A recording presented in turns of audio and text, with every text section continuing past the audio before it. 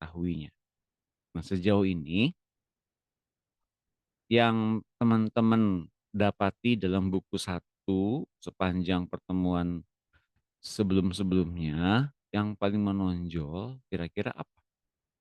Di bagian mana teman-teman mengalami begitu banyak tantangan, hambatan, masalah? Nah, teman-teman boleh bagikan di sini, bagaimana kita bertumbuh, karena ini ada dalam wilayah pertumbuhan, ya, pertumbuhan bagaimana menjadi anak Allah yang dituntun selalu oleh Roh Kudus. Apa halangannya? Mari kita lihat dan mari kita, dengarkan teman-teman kita yang ingin membagikan firman. Siapa yang mau membagikan firman-Nya atau membagikan satu bentuk, "Pak, saya mempunyai banyak pertanyaan di wilayah ini," atau Pak, saya mempunyai banyak kesaksian di wilayah ini." Nah, silakan teman-teman bagikan.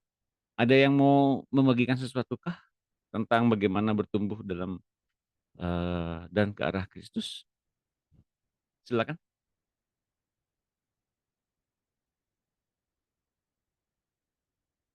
Siapa yang mau bagikan? Terutama dari apa yang telah teman-teman dapatkan yang berkesan, kira-kira apa? Dan kemudian apa halangannya dalam mempraktikkannya? Silakan.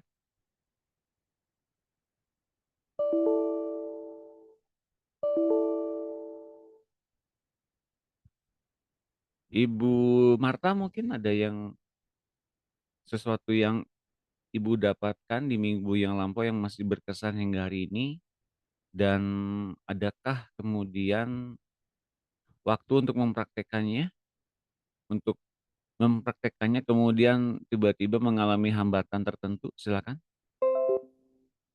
Bila ada yang mau ditanyakan, silakan juga.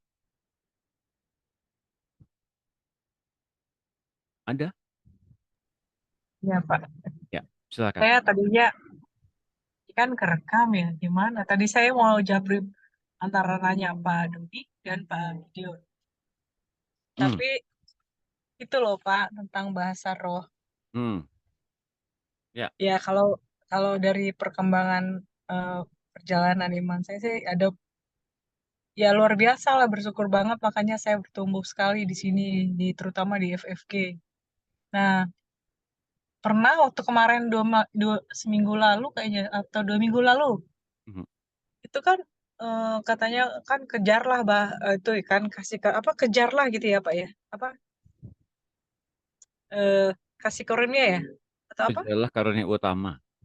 Nah ya, satu malam tuh saya dapat loh Pak, tapi gitu kan, Mhm, tapi itu kayaknya sering juga saya dapat, cuman kata suami saya dikira saya mengigau gitu. Terus saya dapat gitu kemarin tuh pas lagi di rumah kami, ada anak saya juga dengar terus itu. Nah itu kok bisa orang yang udah stop gitu. Tapi bagaimana orang bisa mengaktifkan gitu loh, Pak? Apakah, nah yang saya tanya apa itu bahasa roh atau bahasa lidah gitu? mmm, Tapi itu sebetulnya dulu tuh 1 bulan, 2 bulan lah, tahun inilah saya sering dapat dikit. mmm, Cuman dikira mengigau mmm, lagi gitu. Nah 2 minggu lalu itu lebih lancar dan saya tuh ngalir gitu. Tapi terus dikira jam tengah malam soalnya sekitar subuh itu saya dapat. Nah itu Pak yang saya tanya. Tadi ya saya mau nanya. Terus saya mau tanya, untung Bapak tanya ya udah saya ngomong aja. Gitu, Pak. oke, Sama ya, sama ini, Pak. Eh, saya bersyukur sekali loh baca teratur ya Alkitab itu. Jadi kita tahu gitu loh. Sebenarnya kita nggak usah takut. Memang Tuhan ada kok di depan dekat kita gitu kan. Kalaupun setidaknya memang kita do the best, nanti bagian kalau ada sisi kita ada yang takut, itu kan berarti area perasaan dan jiwa. Berarti Tuhan lah yang memprotek kita gitu. ya, Makanya itu kekristenan kita ngikutin Tuhan tuh keren banget gitu loh. mmm, Itu ya Pak, terima kasih. ya, terima kasih pertanyaannya dan sharing-nya. Kita nggak usah bingung soal ini bahasa roh kah atau bahasa lidah kah, ya. Secara konteks kita kan udah dapat pelajarannya di Pemuridan. Di Pemuridan tuh teman-teman kita mendapatkan lebih dalam, ya. Mungkin dari khotbah-khotbah di gereja yang kemudian hanya mengupas sebagian Injil, namun kita nggak memperdalam ya di gereja. Dan hanya di pengajaran saja kita diperdalam tentang Alkitab. di dalam komsel-komsel gereja juga hanya membagikan mungkin hanya sebagian saja, sebagian kecil aja. Tapi bersyukur kita punya platform pemuridan seperti ini, artinya ada sarana khusus untuk kita bertanya lebih memperdalam apa yang dibagikan di gereja, dimanapun, bahkan dalam setiap aspek kehidupan kita, kita belajar soal pemuridan ini lebih mendalam dari yang lain. Nah, ini jawaban saya, pemuridan apa namanya, tentang bahasa roh dan bahasa lidah, bedanya apa? Dan yang paling penting adalah bagaimana kita mengekspresikan iman kita melalui bahasa roh dan atau bahasa lidah kita. Terlepas banyak orang bilang, "Oh, bahasa roh kamu sering campur-campur." Ada yang pernah bilang begitu. "Oh, bahasa roh kamu nggak ada artinya." Ada yang bilang begitu. Nah, kita memandangnya begini, teman-teman. Jangan takut tentang penilaian orang tentang bahasa roh yang kita sedang lakukan. Apa artinya? Apa maksudnya? Bahwa bahasa roh itu adalah karunia pemberian dari Tuhan kepada kita secara pribadi. Untuk kepentingan apa? Untuk membangun kita. Entah itu bahasa rohnya gak ada artinya kata orang lain. Entah itu bahasa rohnya campur-campur kata orang lain. Entah itu bahasa rohnya nggak bisa diterjemahkan kata orang lain. Pada faktanya banyak orang lain nggak mengerti mesti bagaimana berbahasa roh juga, teman-teman ya. Jadi sebetulnya yang terjadi adalah bahasa roh itu untuk kepentingan diri kita di hadapan Tuhan, bukan di depan orang lain. Jadi teman-teman silakan berbahasa roh sebanyak mungkin yang diminta oleh Roh Kudus untuk membangun kita, untuk memuliakan Tuhan, untuk membangun kita menjadi seorang anak Allah yang tidak takutan. Salam Pak Eko, selamat malam waktu Papua ya. Nah, teman-teman yang berbahasa roh silakan berbahasa roh. Dalam penyembahan, dalam puji-pujian, dalam apapun berbahasa roh. Jangan takut kepada penilaian orang. Kurang tepat bahasa rohnya, kurang rohani atau campur-campur, tidak apa-apa, silakan berbahasa roh. Karena yang paling tahu hubungan itu adalah kita dengan Tuhan, bukan tentang orang lain. Begitu Bu Marta ya. Lalu pertanyaan yang berikutnya tadi apa yang kedua? Saya lupa. Iya Pak. Itu orang, maksudnya ya kan kalau saya sampai masuk situ itu juga ada anugerah ya Pak. Hmm. Bagaimana mengaktifkannya gitu? Ayo kita berbahasa roh. Nah itu saya mah nggak ngerti kayak gitu Pak. Terima kasih. Ya, tentu itu mesti melalui satu, permulaan dulu ya, tiba-tiba berbahasa roh gitu kan tentu saja mesti ada starting point-nya apa, kepentingannya apa, dalam penyembahankah, dalam komselkah, dalam apakah gitu ya. Dan bahasa roh yang kita lakukan bukan untuk, apa, mempertontonkan di depan orang-orang, nggak usah. Nah, terutama kalau kita sedang sendiri, sedang berkendaraan, sedang berjalan, sedang, menikmati me time, seperti saya lagi menikmati me time tadi, ya. Kemudian berbahasa roh, tentang apa berbahasa roh itu? Tentang memuliakan Tuhan, tentang bagaimana kita mengekspresikan roh kita bersama-sama dengan Tuhan dan Roh Kudus. Jadi untuk memulai dengan orang-orang harus ada dalam satu persekutuan.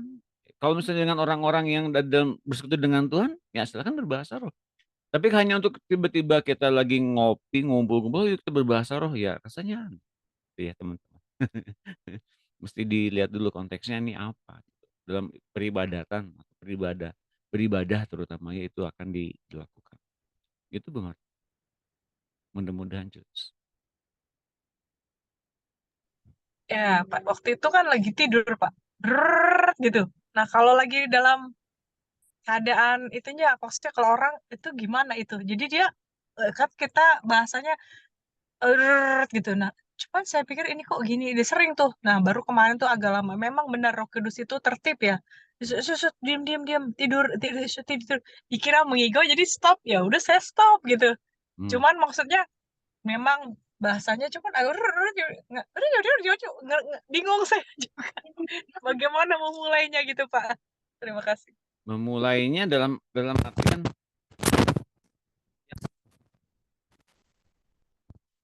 yang berbahasa roh kan sebetulnya roh yang ada dalam diri kita. Roh Kudus dan roh kita yang menyatu.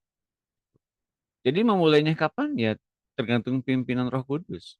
Ekspresi iman kita mengikutinya, gitu loh. Jelas ya, tapi kalau kitanya tiba-tiba berbahasa roh itu mah latah namanya. Misalnya tiba-tiba dalam keadaan kesal ya, dalam keadaan sebel berbahasa roh. Itu mungkin mungkin yang saya bisa bilang itu mungkin salah satu bagian yang tidak mengenakan yang kemudian kita ungkapkan. Tapi lewat bahasa roh seperti hal-hal yang berupa satu hal-hal yang wajar dan kita bungkus dengan hal yang rohani. Apakah boleh? Saya bilang itu boleh atau nggak boleh. Tapi membangun apa tidak? Saya mau bilang, apakah membangun? Saya dibangun Pak, ya silakan aja. Tapi kan itu kan nanti hubungannya dengan Tuhan sendiri. Nanti pun akan dibangun seperti apa oleh Tuhan. Nah jadi untuk hal itu silakan nanti bagaimana kepekaan kita dituntun oleh Roh Tuhan saja dalam setiap kita berbahasa. Mulainya kapan, kapan-kapannya gitu ya, silakan nanti, Ibu dan Tuhan dan Roh Kudus sendiri yang melakukannya. Itu Bu.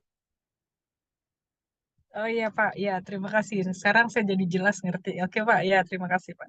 Terima kasih. Oke, ada lagi yang lain? Hal-hal yang kemudian membuat Bapak Ibu teman-teman masih teringat hingga hari ini, pengajaran di buku 1 tentang tentang dosa, tentang kelahiran baru, dan tentang perpindahan daerah ini, apakah ada yang nyangkut di hati dan kemudian masih terngiang-ngiang hari ini? Silahkan ditanyakan.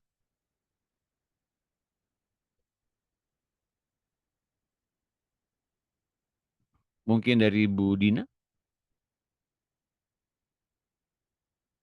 Iya Pak. Belum? Eh, Ya, iya silakan. boleh. Hmm, Tentang itu, tentang berpindah daerah ya. mhm, Eh, Sering kan ibaratnya kita kita cerita nih sama orang tua kita, sama teman-teman kita yang pokoknya kita rindu gitu berkesaksian tuh, tentang berpindah daerah ini, bagaimana kesusahan mereka, bagaimana dunia ini mengikat mereka gitu kan. mhm, Ketika kita misalnya sudah diberikan pengertian-pengertian baru tentang semua mhm, yang pernah kita rasakan gitu ya, ya, bahwa penderitaan-penderitaan itu kadang membuat kita berbahagia, bahwa kita merasakan kemuliaan gitu. mhm, Jadi kita berbagi gitu, kita berbagi. Tapi kan Pak, aku pribadi ya, kenapa ya gitu. Pertama kali aku ikut pemuritan ini gitu ya, begitu banyak hikmah-hikmah, begitu ngobrol terus gitu. mhm, Sampai orang lain gitu bisa hidup gitu. Sampai misalnya kakak saya yang awal-awalnya ragu pemuritan terus pemuritan gitu. Tapi kenapa ya kita tuh nggak bertahan di situ, harus harus ini, aku tahu tadi harus dengar ini pemuritan nih, rekaman Pak Doni ini lagi dan lagi, di mana letaknya, di mana letak yang membuat kita kecewa, uh, egosentrisnya, terus berpusat kepada diri sendirinya gitu. mhm, Harus memang benar-benar gali lagi rekamannya, gali lagi. Kalau cuma ikut begini sambil repot sambil jualan, memang benar-benar nggak nyatu sama Tuhan gitu. Terus yang jadi aku mengerti di mana letaknya selama ini aku tentang makanannya yang enggak ini pola apa, jadi bikin banyak makan nasi jadi bikin ngantuknya, nggak ingatnya bersekutunya dengan Tuhan, hanya sekedar ikut FFG terus berdoa bersama gitu, nggak kolab, nggak nyatunya sama Tuhan, di mana letaknya itu ada di makanan gitu ya. mhm, Terus terlalu terlalu apa namanya, terlalu nggak ada pengendalian dirinya gitu, terlalu rakusnya ya, terbuka aja ya, terlalu rakusnya gitu. Terus ketika misalnya kita nggak melihat doa kita terjawab, dan ketika melihat orang lain mungkin suaminya yang udah berubah, kita jadi merasa tertekan gitu.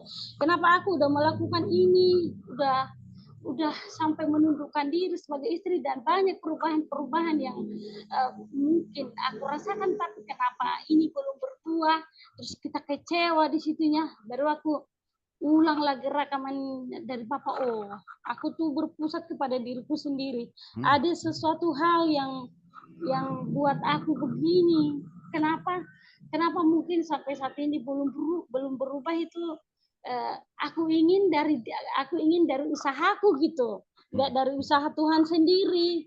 Banyak dikoreksi, ternyata salahnya nih nggak dengar rekamannya gitu, nggak sampai detail telinganya mendengarkan gitu. Iya.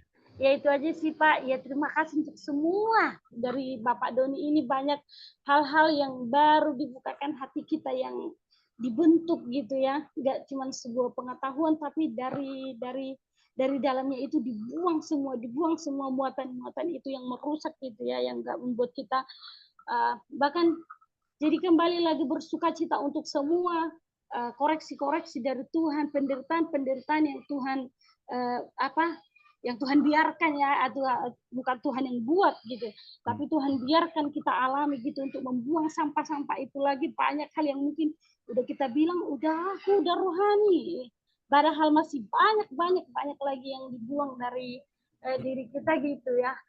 Ya itu aja sih Pak ya, pokoknya awal-awalnya tuh benar-benar dengar, benar-benar kayak aku mau ke surga sama Tuhan gitu. Aku seperti kita bisa ambil, kita bisa pegang tuh Tuhan. Tapi kenapa sekarang kok agak-agak rada-rada aja gitu. Ternyata letaknya ada di diri kita sendiri gitu, yang enggak connect sama dia. Itu aja sih Pak. Thank you. Terima kasih Bu Dina. Tepuk tangan buat Bu Dina. Oke. Ya ini pun yang saya alami ya ketika saya belajar pemuridan pertama kali, belajar nih ya sebagai seorang pemurid. Banyak yang saya dapatkan. Oke. Banyak banget yang saya dapatkan dan saya rindu membagikan itu kepada keluarga saya, kepada ibu saya dulu masih ada, kepada kakak saya, kepada adik saya, kepada teman-teman di pekerjaan, teman-teman yang saya temukan. Pendek kata tuh saya ingin jadi penginjil, gitu loh. Penginjil yang nggak usah digelari guru deh, yang penting saya membagikan firman Tuhan gitu ya. Kerinduannya ada gitu ya. Tapi sebetulnya beriringan dengan kerinduan itu egosentrisnya ada. Ingin kesan bahwa saya tuh mempunyai pengetahuan juga ada. Ingin memaksakan kehendak, memaksakan kepentingan diri, ingin memaksakan mereka untuk masuk jadi orang yang jadi masuk ke pemuridan juga ada gitu ya. Dan semuanya campur, campur semuanya. Entah itu diniatin baik atau kedagingan, campur semuanya, campur. Nah, tapi kerinduan untuk kenal Tuhannya ada nggak? Ada banget gitu ya. Kerinduan dan haus lapar akan firman Tuhan ada banget. Adanya kemudian persekutuan pribadi dengan Tuhan ada juga. Jadi bisa dikatakan semuanya nyampur. Hal-hal kedagingan, hal-hal yang tampaknya rohani tapi kemudian ada niatan-niatan daging ada juga gitu teman-teman ya. Kan dulu kita nggak ngerti apa itu yang namanya kedagingan lebih dalam itu seperti apa. Taunya bahwa oh, dunia tuh jahat, nah gitu kan taunya gitu ya. Pikiran buruk itu mesti ditengking keluar taunya kan. Tapi seiring dengan bertambahnya waktu kita ikut pemuridan, kita kemudian mempunyai hambatan dalam masalah-masalah kita di dalam kehidupan kita. Yang terpenting sekarang tuh bukan berapa banyaknya kita ikut pemuridan, berapa kelas, berapa sekali sehari dalam sehari ada berapa kelas yang kita ikuti. Ternyata itu adalah awalnya kita anggap penting. Tapi belakangan yang saya hidupi itu adalah, itu yang saya dapatkan, aplikasinya apa? Gitu loh teman-teman. Bagaimana kita mempraktekkan, bagaimana kita kemudian mengaplikasikan semua yang kita dapatkan di pemuridan. Dan ternyata ini ada banyak hal yang bertentangan dengan kenyataan yang ada. Enggak semua orang ternyata bisa dengan mudah ikut Kristus lewat pandangan kita. Kenapa? Karena yang mereka jumpai bukan Kristus. Kita yang mereka jumpai. Itu kita yang punya ambisi-ambisi, kita yang punya kedagingan campur dengan hal yang rohani. Dan mereka beranggapan bahwa kita tuh belum cukup layak untuk jadi seorang orang yang menggembalakan mereka. Belum cukup layak untuk orang yang mendoakan mereka. Tapi ingat kerinduannya kitanya ada di situ. Nah teman-teman jadinya ada satu hal ya.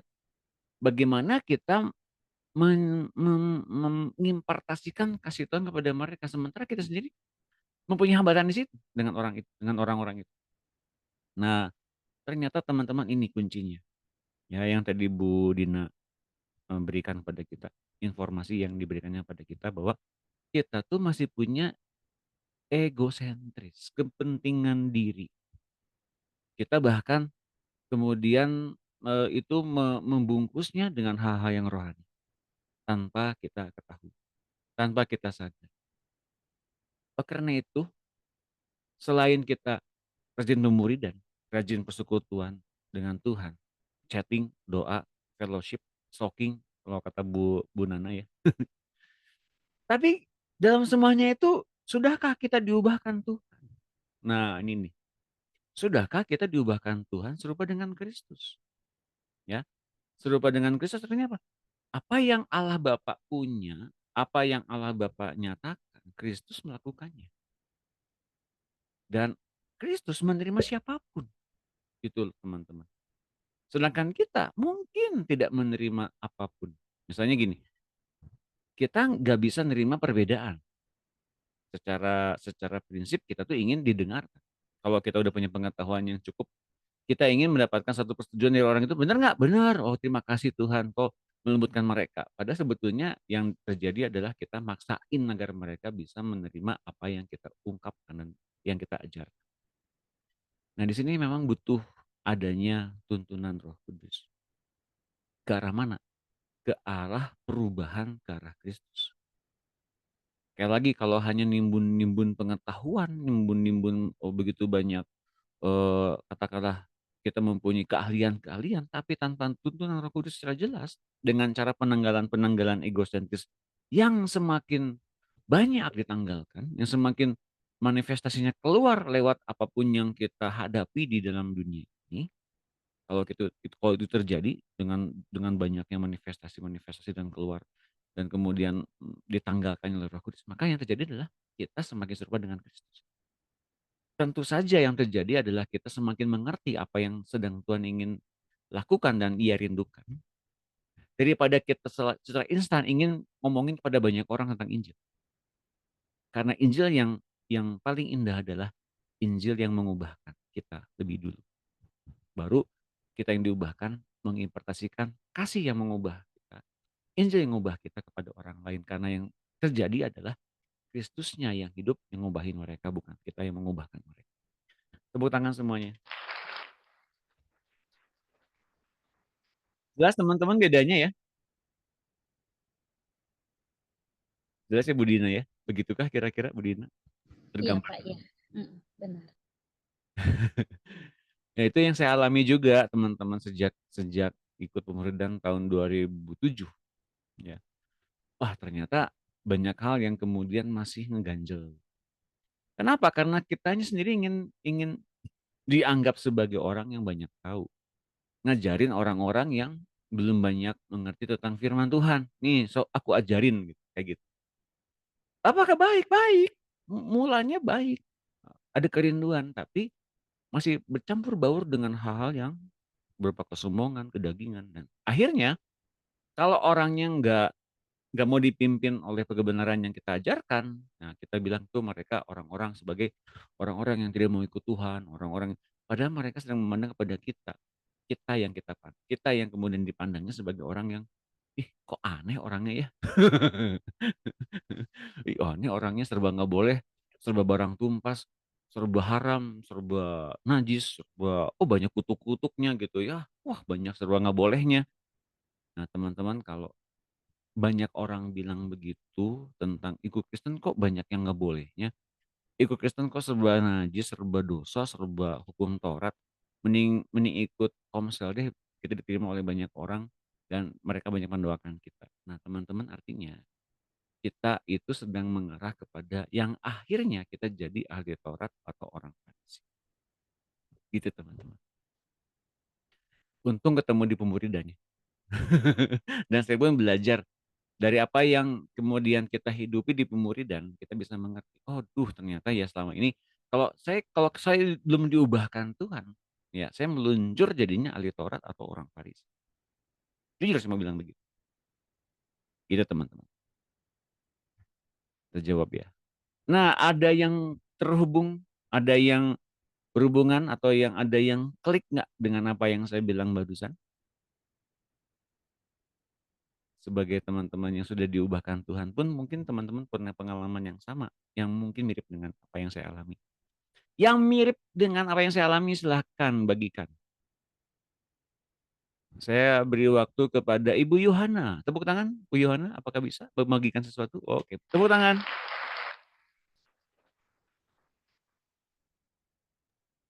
Shalom.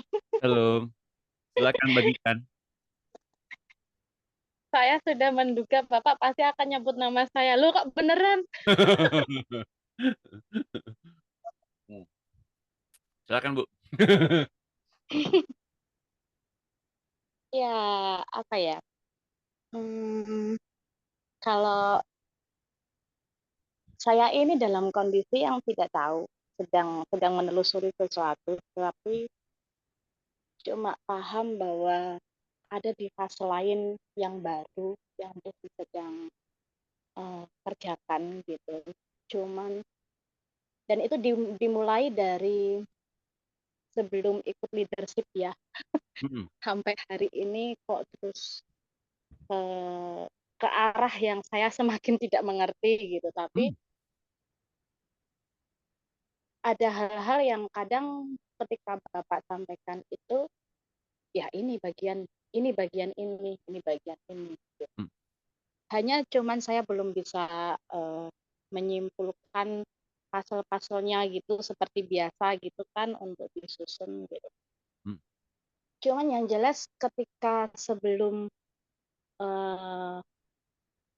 ikut leadership kemarin itu,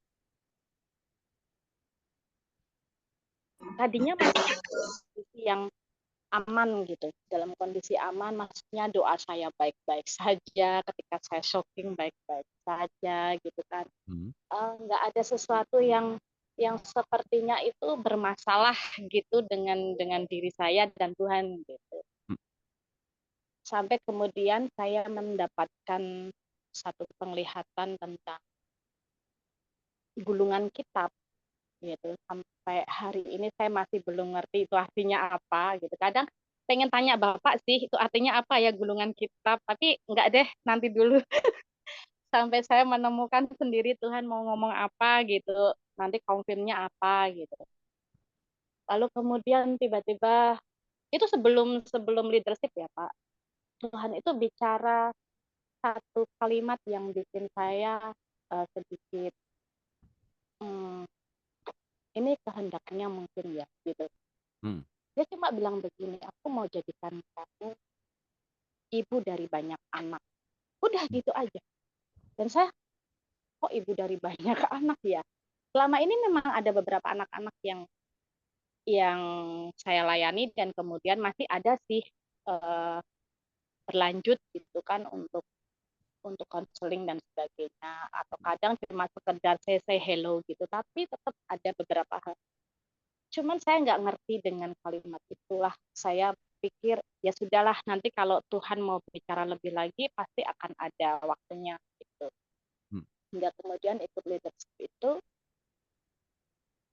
banyak yang saya dapatkan hingga sampai membuat saya yang tadinya itu sangat terkejut sekali karena saya tidak pernah menyangka bahwa Tuhan akan memanggil saya ke area itu. Karena itu panggilan yang sebenarnya sangat saya hindari gitu, supaya saya tidak ke situ. Saya beranggapan Tuhan sudah memanggil saya sebagai worship leader, sebagai pendoa, sebagai ini. Udah cukup itu aja ya Tuhan, gitu kan maksudnya. Nggak sampai lebih-lebih ke yang lain-lain gitu. Tapi kemudian waktu di leadership itu ketika dimulainya Ibu Iren yang bicara dan kemudian Pak Yosi itu baru saya semakin berdebar itu. Semakin berdebar, kenapa ya kok arahnya ke sini lagi ya gitu. Padahal itu hal yang saya coba untuk tidak apa namanya kutip gitu, maksudnya untuk diungkit-ungkit gitu. Udahlah, jangan sampai Tuhan denger deh gitu. Gitu. Tapi justru itu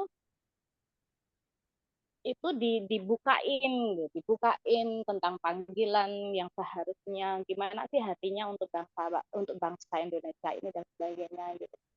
Kadang ada hal-hal yang membuat saya ingin ke sana, tetapi ada yang membuat saya seperti apa saya bisa gitu gitu.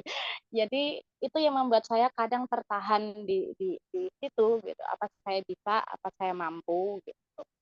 Dan satu hal ketika Ibu Iren bicara tentang tidak bergantung gitu kan dengan Pak Yosi gitu kan, itu kan saya ngalamin juga, bahkan saat saat pergi leadership kemarin itu untuk hal akomodasi dan sebagainya yang saya butuhkan itu pun saya nggak bisa loh minta sama suami gitu.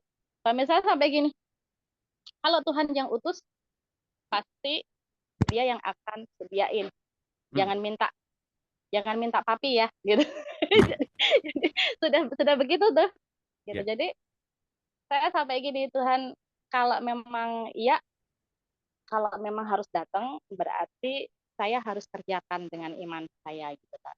Dan benar itu Pak Doni, sebelum sampai di Bandung itu kan sempat kami ke Temanggung dan sebagainya. Itu untuk hal yang di Bandung itu Tuhan sudah siapkan. Bahkan sudah dikirim ke saya gitu. Jadi sampai seperti itu Tuhan intinya kayak kamu nggak bisa ngandelin suami, ngandelin siapapun. Aku yang akan sediain semuanya gitu tanpa harus apa kamu harus khawatir, tanpa harus takut. Dan itu nyambung sekali dengan apa yang Bapak sampaikan hari-hari ini kan gitu kan, tentang ketakutan, kekhawatiran, dan itu nggak penting untuk dipikirkan karena memang Tuhan itu kalau memang itu bagian dari rencananya pasti akan disediakan, dan itu saya mengalami beberapa kali. Hanya saja kadang pikiran manusia saya ini secara pribadi kadang masih masih iya sih, betul. Tuhan pasti pelihara gitu kan, kadang masih masih suka begitu, tapi gitu ya masih masih suka gitu. Sampai sampai padahal beberapa kali akan terus ngalami hal yang dimana Tuhan itu sediakan, dan terbukti Tuhan itu benar-benar selesaikan semua. Ya, dan saat terakhir ini yang kemarin leadership itu sampai saya nggak bisa nyanyi yang bagian kita mau pulang itu. Saya nggak bisa nyanyi, saya sampai benar-benar saya nggak kuat di hadirat Tuhan itu, sampai saya ndelosor di lantai itu. Mungkin nggak ada yang tahu, tapi saya ndelosor di lantai karena saking nggak tahannya dengan ini aku punya kehendak ini atas hidupmu begini, dan saya tahu saya nggak bisa komplain, saya nggak bisa bilang enggak, saya nggak bisa, hanya shock gitu kan, hanya shock tapi saya mau nurut gitu. Gimana sih perasaan shock tapi mau nurut gitu? Itu rasanya struggle di dalam gitu kan. Udah sampai beberapa hari setelah pulang itu saya masih dalam kondisi tidak ingin bicara tentang rohani dulu deh, sampai begitu loh Pak. Sampai Ibu Ning tuh sampai Mbak nggak ikut webinar, ini sudah dimulai. Enggak deh Mam, saya masih terlalu banyak yang rohani masuk gitu, jadi saya lagi nggak pengen denger yang rohani. Sampai seperti itu Pak. Jadi saya sampai bingung loh, ini saya ini kenapa ya? Di sisi lain saya ngerti saya ini kenapa, tetapi di sisi lainnya saya tahu kalau saya semakin seperti itu, saya akan benar-benar keluar nih dari Tuhan gitu kan. Nah, terus kemudian saya tetap tetap berusaha untuk tetap mengisi roh saya dengan makan dan banyak hal firman dan sebagainya, tapi tetap rasanya tuh kayak enak gitu loh Pak. Bapak pernah nggak sih ngalami kayak makan gitu tapi dipaksa makan tapi rasanya enak gitu? Ya bisa menerima makanan yang rohani itu, bisa bisa apa namanya, mengunyahnya gitu, tapi kayak pengen muntah gitu loh, kayak pengen, kayak di sini tuh kayak mual gitu. Nah, itu yang saya rasakan setelah pulang gitu. Dan sampai hari ini saya baru ngerti bahwa kok sampai di titik ketika Bapak sampaikan perpindahan daerah itu ya kemarin itu, saya merasakan seperti apa memang saya sedang dibawa Tuhan ke wilayah yang lain gitu. Dan saya harus ngalami area-area ini untuk mungkin bagian-bagian lama saya ini yang harus dibuang gitu. Entah kenapa saya setiap kali bicara dengan orang gitu kan, maksudnya dengan teman sahabat tentang hal-hal yang rohani itu kan suka gitu, apalagi kalau sefrekuensi.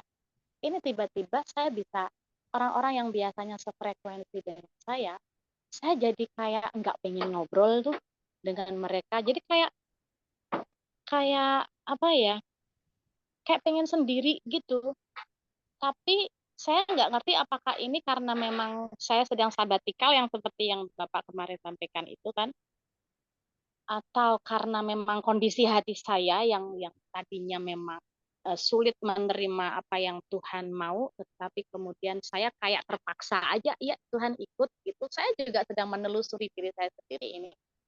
Atau memang saya sedang dibawa kepada perpindahan wilayah yang baru yang saya mungkin nggak ngerti. Cuman memang hari-hari ini saya lebih banyak berdiam, mungkin nggak banyak mengkonsumsi gitu kan, mengkonsumsi makanan rohani, tapi saya lebih banyak merenung dan saya lebih banyak melihat, lebih banyak mencoba untuk merasakan sekeliling saya, dan terutama kenapa ya itu muncul di dalam diri saya seperti ini. Kalau menyenangkan Tuhan itu yang tidak terlihat aja, sepertinya kayak sulit gitu kan.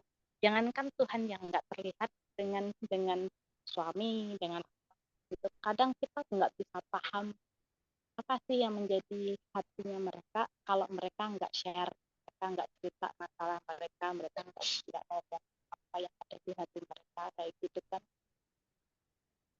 Terus kita mencoba, saya pribadi ini mencoba mencari tahu bagaimana hati mereka, bagaimana apa yang mereka rindukan, apa yang mereka pergumulkan, gimana saya bisa ngerti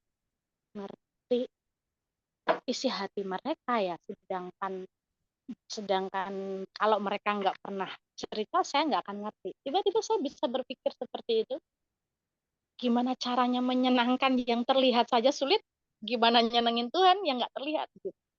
Saya tuh bisa berpikir ke sana, saya bisa berpikir ke, saya ini hidup ini untuk tujuanmu apa sih Tuhan? Saya tuh sampai seperti itu. Sampai saya apa namanya ya, berpikirnya sampai di titik itu, dan mentok sekali saya tuh kayak nggak pengen terlihat orang gitu, nggak pengen apa namanya, nggak pengen sibuk dengan segala sesuatu yang bisa dilihat orang, yang dicari orang. Kan kemarin-kemarin sebelum kejadian, sebelum pergi ke leadership, saya sempat bersenggolan dengan seseorang yang berambisi sekali gitu kan Pak. Jadi itu dia ada di tim worship saya gitu kan. Kebetulan dia itu singer gitu. Dia singer dan dia ini menginginkan collab gitu dengan saya. Sedangkan saya melihat dia sebenarnya tidak hanya dari segi kemampuan, tetapi kualitas di dalam dirinya ini berbahaya sekali nih kalau dia sampai diteruskan gitu. Dan saya cuma bilang, enggak dulu ya, saya bilang.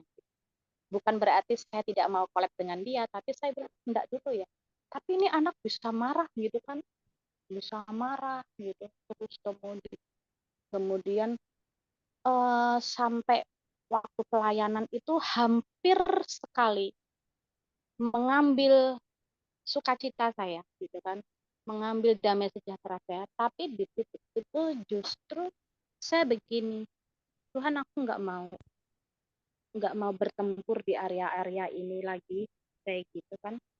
Saya nggak mau bertempur dengan orang yang memiliki ambisi besar seperti ini lagi, tapi saya cuma mau melihat Engkau kayak gitu aja. Saya di sini melayani Engkau. Saya kalau bilang tidak itu berarti kan otoritas ada di dalam saya gitu kan untuk saya mengizinkan dan tidak. Tapi ini saya tidak mau bertempur di sini. Saya begitu. Dan saya tetap kerjakan apa yang Tuhan mau untuk saya kerjakan. Dari situ justru memberikan sebuah pengertian dan pelajaran bahwa yang itu kayak nggak penting gitu. Pertempuran dengan daging, dengan orang, dengan itu kayak nggak penting lagi gitu kan. Terus pertempuran dengan apa istilahnya kayak mengurusi ambisi orang, mengurusi ketidaksukaan orang kan nggak penting lagi. Terus kayak nggak pengen terlihat aja kalau kita ini punya kemampuan, kalau kita ini punya kapasitas untuk mengerjakan. Tapi tujuannya ya itu lagi, kita mengerjakan ini kapasitasnya untuk Tuhan aja gitu, bukan untuk diri kita kan gitu.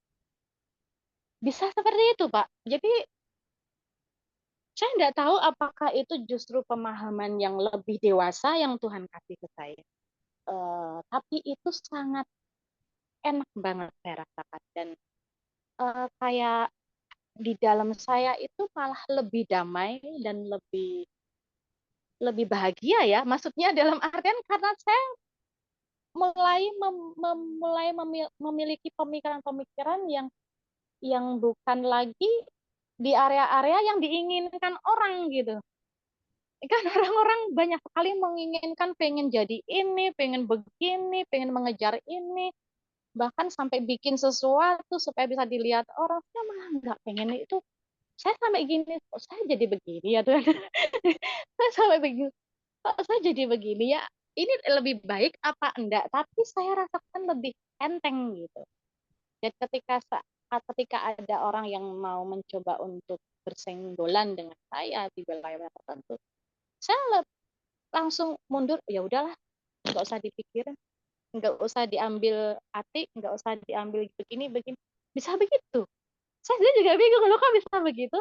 Saya nggak ngerti apakah itu satu pertumbuhan yang Tuhan berikan dalam hidup saya, tapi saya mendapatkan banyak hal setelah saya banyak mendengar. Dan saya menyaksikan sendiri Bapak kemarin waktu di leadership. Mungkin Bapak nggak tahu, tetapi saya melihat Bapak gitu kan. Saya melihat Pak Doni itu begini, Pak Doni itu punya banyak kemampuan, potensi begitu, bahkan lebih dari yang lain, tapi di posisi yang begitu aja kayak nggak masalah ya gitu. Kayak nggak masalah gitu. Dan itu seperti saya jadi ingat dengan salah satu hamba Tuhan Solo gitu. Dan itu papinya Renggi Kuncoro. Itu beliau itu punya banyak sekali karunia, tapi di gerejanya dia tetap tunduk pada otoritas. Dia tetap tidak menonjolkan karunianya, potensinya seperti itu, tapi dia tetap melakukan bagian yang Tuhan kehendaki dalam hidupnya. Dan itu saya menemukan di dalam diri Bapak loh kemarin tuh. Saya ngelihat, loh Kak kayak Pak Samuel Dedo dia gitu. Jadi mungkin Bapak nggak banyak kita nggak berinteraksi banyak kan kemarin itu di leadership. Tapi saya melihat banyak hal dan saya begini, Tuhan kok saya dikasih kelompok semua guru-guru ya, kayak nggak ada lainnya deh. Kenapa guru semua gitu kan? Ada Pak Gideon, ada Pak Doni, ada Pak Agus, semua guru semua loh yang kelompok saya itu. Pasti ada sesuatu yang Tuhan sedang ingin saya lihat gitu kan. Dan ternyata memang ketika kita makan itu barbecue gitu, saya melihat satu oh begitu ya, ini begitu. Dan guru-guru RTM itu luar biasa semua menurut saya. jadi uh, saya banyak belajar dari situ. Dari saya juga diberkati sekali dengan John, anaknya Ibu Febe. Nggak ngerti kenapa anak itu tuh membuat saya tuh belajar tentang attitude yang sangat baik hari-hari ini. Dan saya tuh melihat sampai saya ngomong gini, John, kamu tuh luar biasa ya, John. Saya gitu. Johnnya bingung kan, kenapa ya Bu? Enggak apa-apa. Kamu luar biasa. Karena saya yang tahu, karena saya yang diajarin Tuhan gitu. Ternyata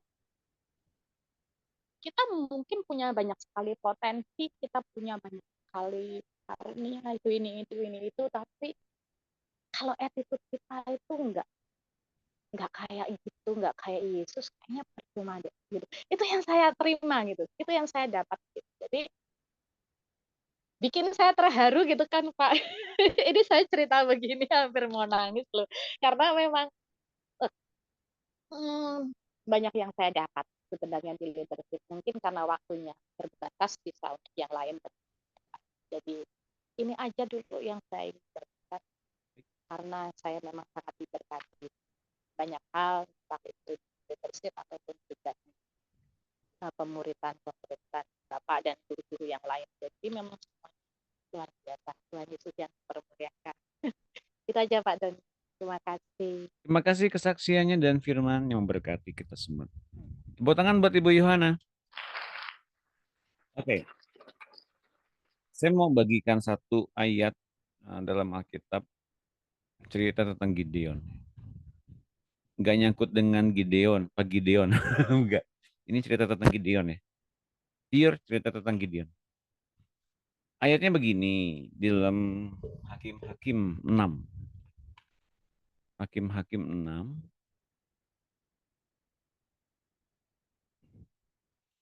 Ayat 12. Saya bacakan ya.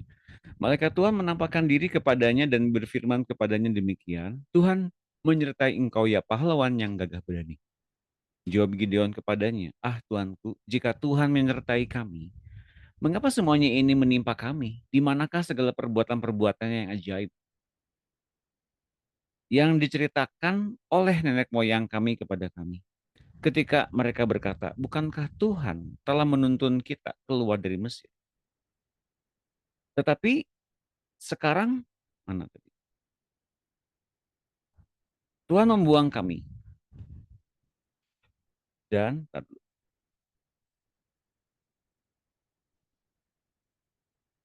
sebentar ini kok kecil banget.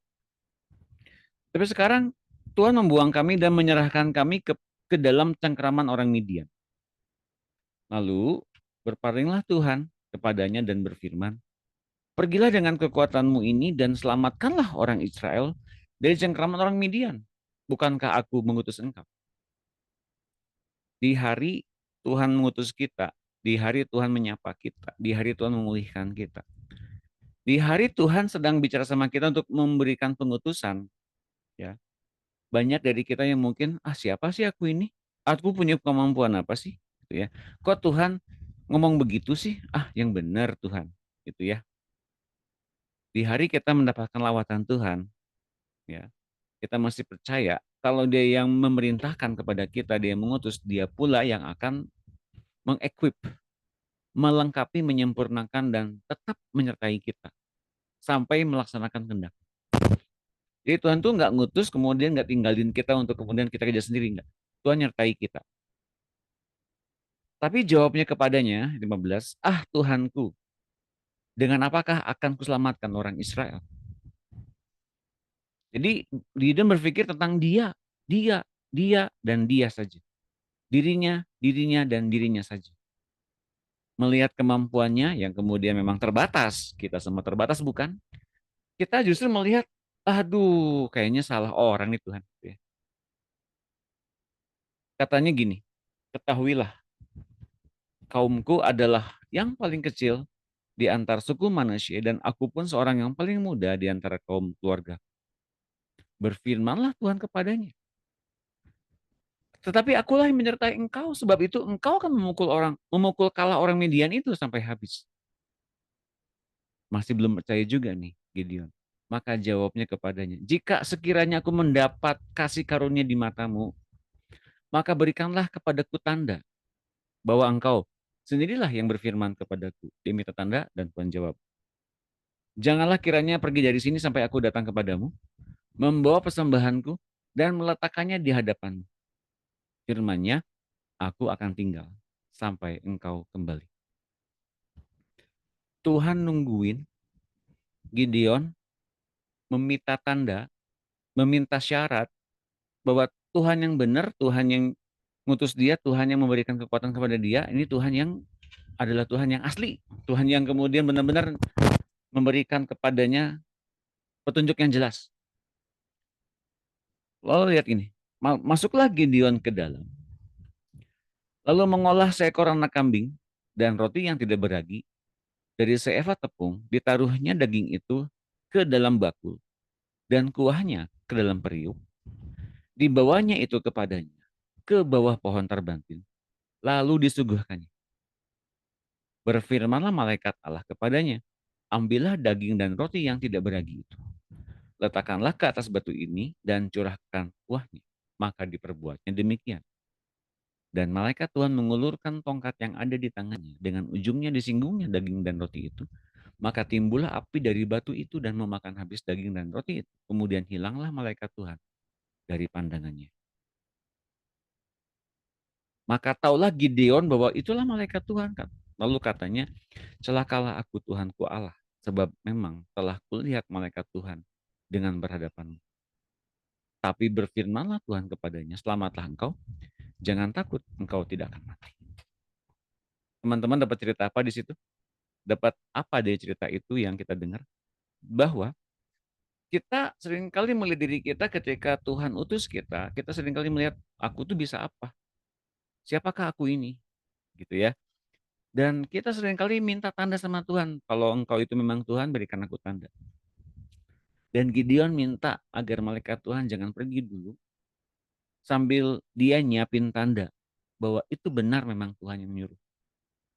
Jadi dia masak kambing, dia bikin roti nggak beragi, dan kira-kira yang dibutuhkannya berapa lama saya nggak tahu. Tapi dibiarkannya Tuhan menunggu kepastian jawaban dari hati Gideon. Mau atau tidak ngikutin Tuhan. Mau atau tidak ngikuti rencana Tuhan. Kira-kira kata teman-teman Gideon ini kurang ajar nggak?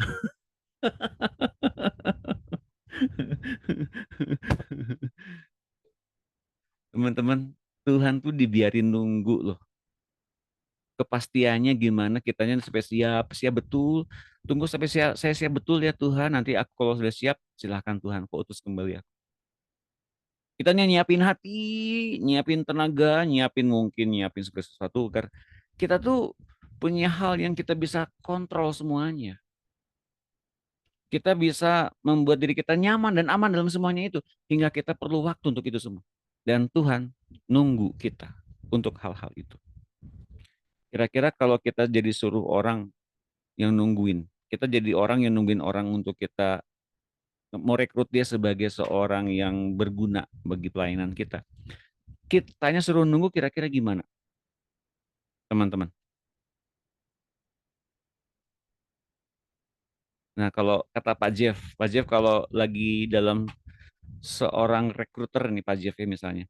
Pak Jeff ingin merekrut seseorang yang siap untuk pekerjaan Pak Jeff. Kira-kira kalau dia bilang, tunggu ya Pak, tunggu sampai saya siap, nanti Bapak kesini lagi ya kalau udah siap sayanya. Kira-kira kalau Pak Jeff digituin sama orang ini kira-kira gimana Pak?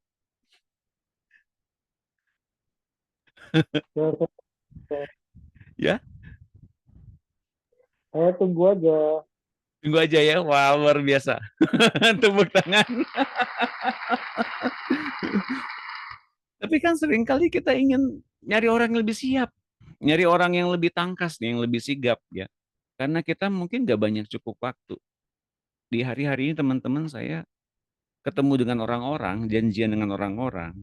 Orang-orang ada yang menghargai sebelum waktu yang ditentukan, orangnya udah datang duluan. 5 menit sebelumnya itu saya hargai. Orang ini ada yang kemudian datangnya setengah jam kemudian, ada yang sejam kemudian, dan tanpa excuse sedikit pun. Kemudian saya berpikir, aduh, berapa banyak waktu yang kebuang gara-gara ini ya, gitu ya teman-teman. Saya kemudian mendapatkan satu rema, betapa Tuhan seringkali sabar dan memang Dia sangat sabar kepada kita hari-hari ini, bahkan hari-hari yang telah lampau, nunggu kita dewasa dalam iman. Nunggu kita dewasa jadi orang-orang yang nuntun banyak orang kepada keselamatan dan bertemu dengan Tuhan. Sedangkan Dia tahu betul kita memang udah dipersiapkan sejak dulu. Kita ngerasa siap atau enggak siap tuh bukan masalah kitanya layak apa enggak layak. Kitanya mau atau tidak, ya teman-teman. Jadi sekarang ini yuk kita bisa bilang pada diri kita sendiri, Tuhan mampukan aku, berikan aku kekuatan, dan tolong jangan tinggalkan aku sendirian. Dan pasti Dia akan nolong kok. Apapun yang sedang terjadi, Dia akan lengkapi kita dengan apa yang diperlukan oleh sorga yang memperlengkapi kita. Tepuk tangan semuanya. Mudah-mudahan cerita Gideon tadi menginspirasi kita ya untuk tetap, ya Tuhan saya siap. Bukan masalah kitanya udah pinter atau belum terlalu tahu apa yang akan terjadi risikonya, bahayanya, tapi kita lihat Tuhannya aja. Oke? Tuhan yang memberikan perpercayaan adalah Tuhan yang mengetahui kita sebagaimana kita. Ya, Dia tahu persis siapa kita, tahu persis. Dia bukan Tuhan yang memandang, ya udah deh, habis nggak ada orang, yuk aku mau ambil yang ini aja. Enggak kayak gitu. Dia memang betul-betul mendekatkan kita kepadanya dan kepada rencananya itu. Jadi teman-teman, yuk siapkan hati kita untuk menerima apa yang terbaik dari Tuhan. Karena panggilannya adalah panggilan itu menuju kepada kehidupan selama-lamanya bersama-sama dengan Dia. Oke, next. Berikutnya, Ibu Ari. Silakan Ibu Ari. Mau bagikan apa? Ibu Ari dan Pak Eko. Wah, ini silakan. Ada sepasang suami istri di sini, Ibu Ari dan Pak Eko. Ya, Ya Pak, iya. saya apa namanya? Kok dari tadi saya nyimak itu kan tentang seperti apa sih Tuhan membawa kita dalam hubungannya gitu ya Pak ya. Ya.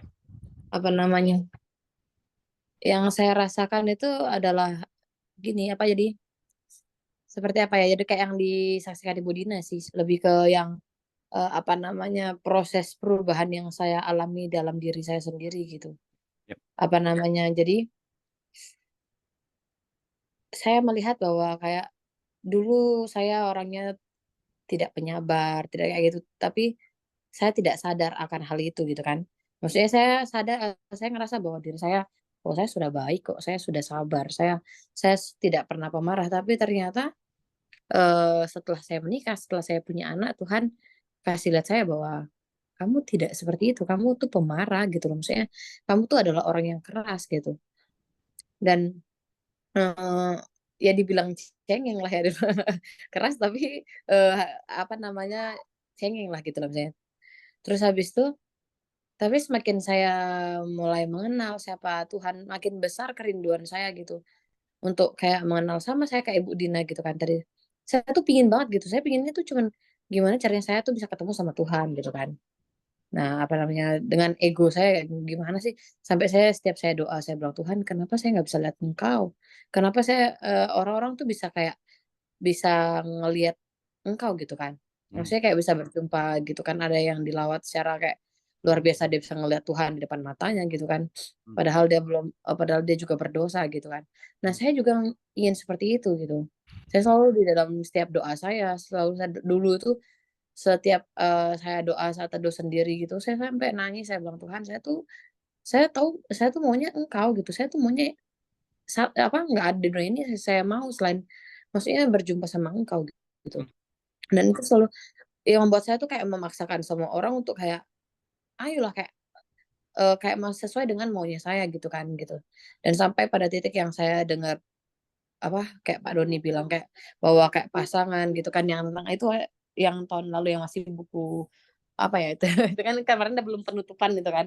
Nah, terus habis itu di situ kan Bapak bilang bahwa, kayak apa yang diajarkan dunia gitu tentang kayak pasangan, bahwa kita harus memaksakan pasangan kita seperti apa, itu kan caranya dunia gitu. Apa namanya, seperti kayak menjempin kayak drama-drama Korea segala macam gitu kan, itu kan, pingin pasangan kita kayak romantis atau apa gitu, kayak perhatian sama kita. Itu kan caranya itu kan pandang dari kacamata dunia gitu. Tapi kan kacamatanya Tuhan tuh kan berbeda gitu. Nah dari situ saya mulai belajar gitu pelan-pelan. Apakah yang saya mau ini hal dunia gitu kan gitu. Saya pingin dia seperti yang saya mau gitu kan. Akhirnya saya pelan-pelan turunkan ego saya mulai kayak apa namanya? eh eh, mulai kayak ngikutin lah gitu. Maksudnya kayak ingat tentang firman Tuhan. Ingat tentang firman Tuhan bahwa apa namanya? eh, kayak kita harus menghormati suami kita. Iya dalam. Iya buka pakai baju. Apa namanya? Apa namanya? Terus habis itu eh di situ tuh banyak gitu yang saya pelajari dari kakak saya juga gitu kan. Apa yang namanya itu kayak menghormati suami itu seperti apa sih gitu kan? Seperti apa? Ternyata di situ saya belajar banyak hal. Ternyata di situ saya belajar banyak hal gitu dari kakak saya tuh waktu saya ketemu dia di Bali. Dia Hmm. sharing bahwa kayak ternyata kalau kita merintah suami kita itu udah salah dari hadapan Tuhan. Di situ saya kayak wah, ternyata saya tuh banyak hal yang saya benar harus saya berubah. Dari situ saya mulai belajar lagi, terus belajar belajar sampai di mana titik saya di sini, saya bukan menjadi tipe orang yang harus dia tuh menjadi seperti apa yang saya mau gitu. Jadi saya mulai bisa mengikuti apa yang kayak maksudnya dia bilang, "Wah, saya nggak bisa gini." Apa namanya, misalnya saya bilang apa seperti saya bilang, "Ayo kita jalan-jalan." Terus dia bilang, "Aduh, saya nggak bisa, saya sibuk." Oh, oke. Saya mulai bisa mengerti kayak misalnya seperti apa, mulai bisa mengerti tentang, oh mungkin dia di kerjaannya capek segala macam. Di situ saya mulai banyak belajar di situ, Kak, gitu. Maksudnya di bawah Tuhan gitu. Setiap hari saya bergumul. Jadi setiap saya tiba-tiba ada amarah anak-anak, nanti Tuhan apa Roh Kudus tuh ngomong gini, "Lebih berharga mana? Keluargamu, anak-anakmu atau apa yang kesalahan yang dia lakukan?" Hmm. Jadi di situ saya mulai, oh, iya, bener ya. Kayak mereka lebih berharga dari apa yang mereka lakukan, perbuatan baik salah atau menjengkelkan, membuat saya jengkel gitu. Di situ saya mulai belajar pelan-pelan pelan sampai di titik ini Tuhan bisa buat saya ngerasa perubahan itu terjadi. Saya tidak menjadi pribadi yang kayak cepat ngeluh, cepat kayak apa namanya, kayak, "Ih, kenapa ya kayak gini? Kenapa kayak gini?" Kayak gitu. Kan menyalahkan keadaan, menyalahkan pasangan, menyalahkan anak-anak.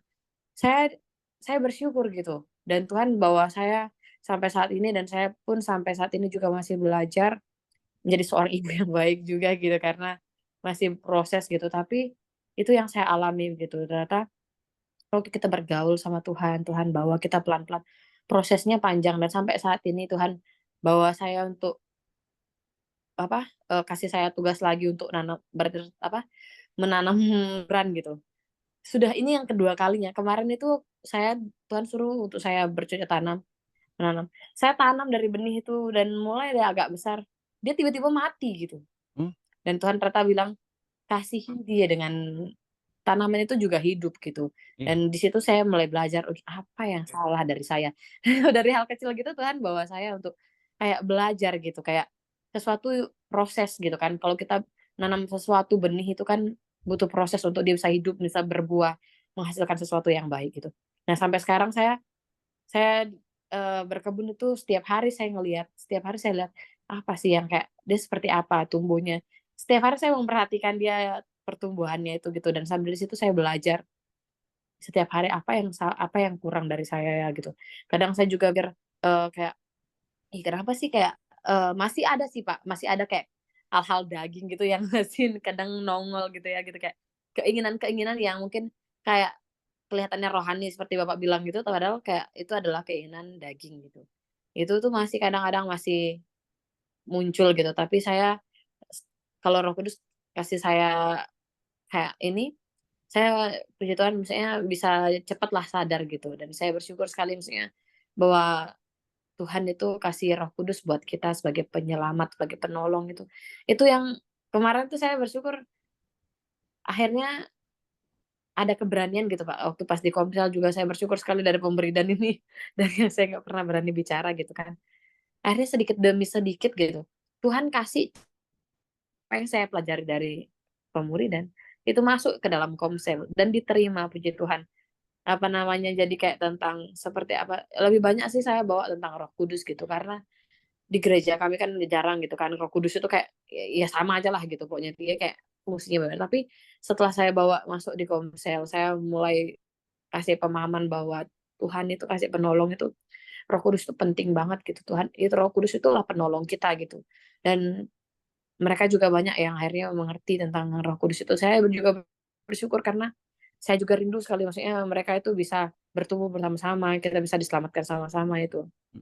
Jadi luar biasa sih kayak saya meskipun mungkin tidak seluar biasa orang lain, tapi bagi saya perubahan yang saya alami itu dari hal yang buruk menjadi hal yang baik, menjadi hal yang mungkin lebih baik hari demi hari yang saya alamin secara pribadi.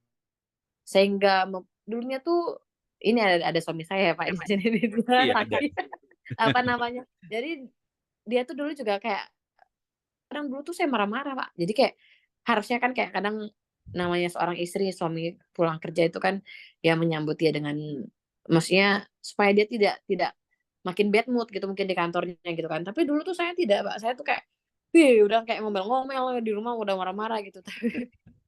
Sampai dia tidak betah kayak kayak males aja gitu mungkin di rumah juga kan gitu. Tapi puji Tuhan sekarang ini dia lebih betah di rumah gitu. Maksudnya kayak yang saya tidak apa namanya, karena saya tidak terus memaksakan dia menjadi pribadi yang seperti apa yang saya mau gitu.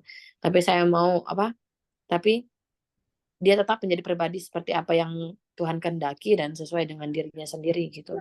Itu yang jadi sampai tetangga-tetangga bilang, "Kok suamimu itu betah banget ya di dalam rumah gitu, kayak sama ini, nggak pernah kayak yang ngumpul sama teman-temannya," gitu. Saya tidak padahal saya juga tidak pernah melarang gitu, Pak, sampai tapi ya itulah, mungkin dengan cara itu Tuhan ubahkan heeh, gitu itu. Itu yang saya alami sih, Pak, dalam pertumbuhan bersama-sama dengan Tuhan, Pak. Terima kasih. Terima kasih Ibu Ari dan Pak Eko kesaksiannya. Tepuk tangan.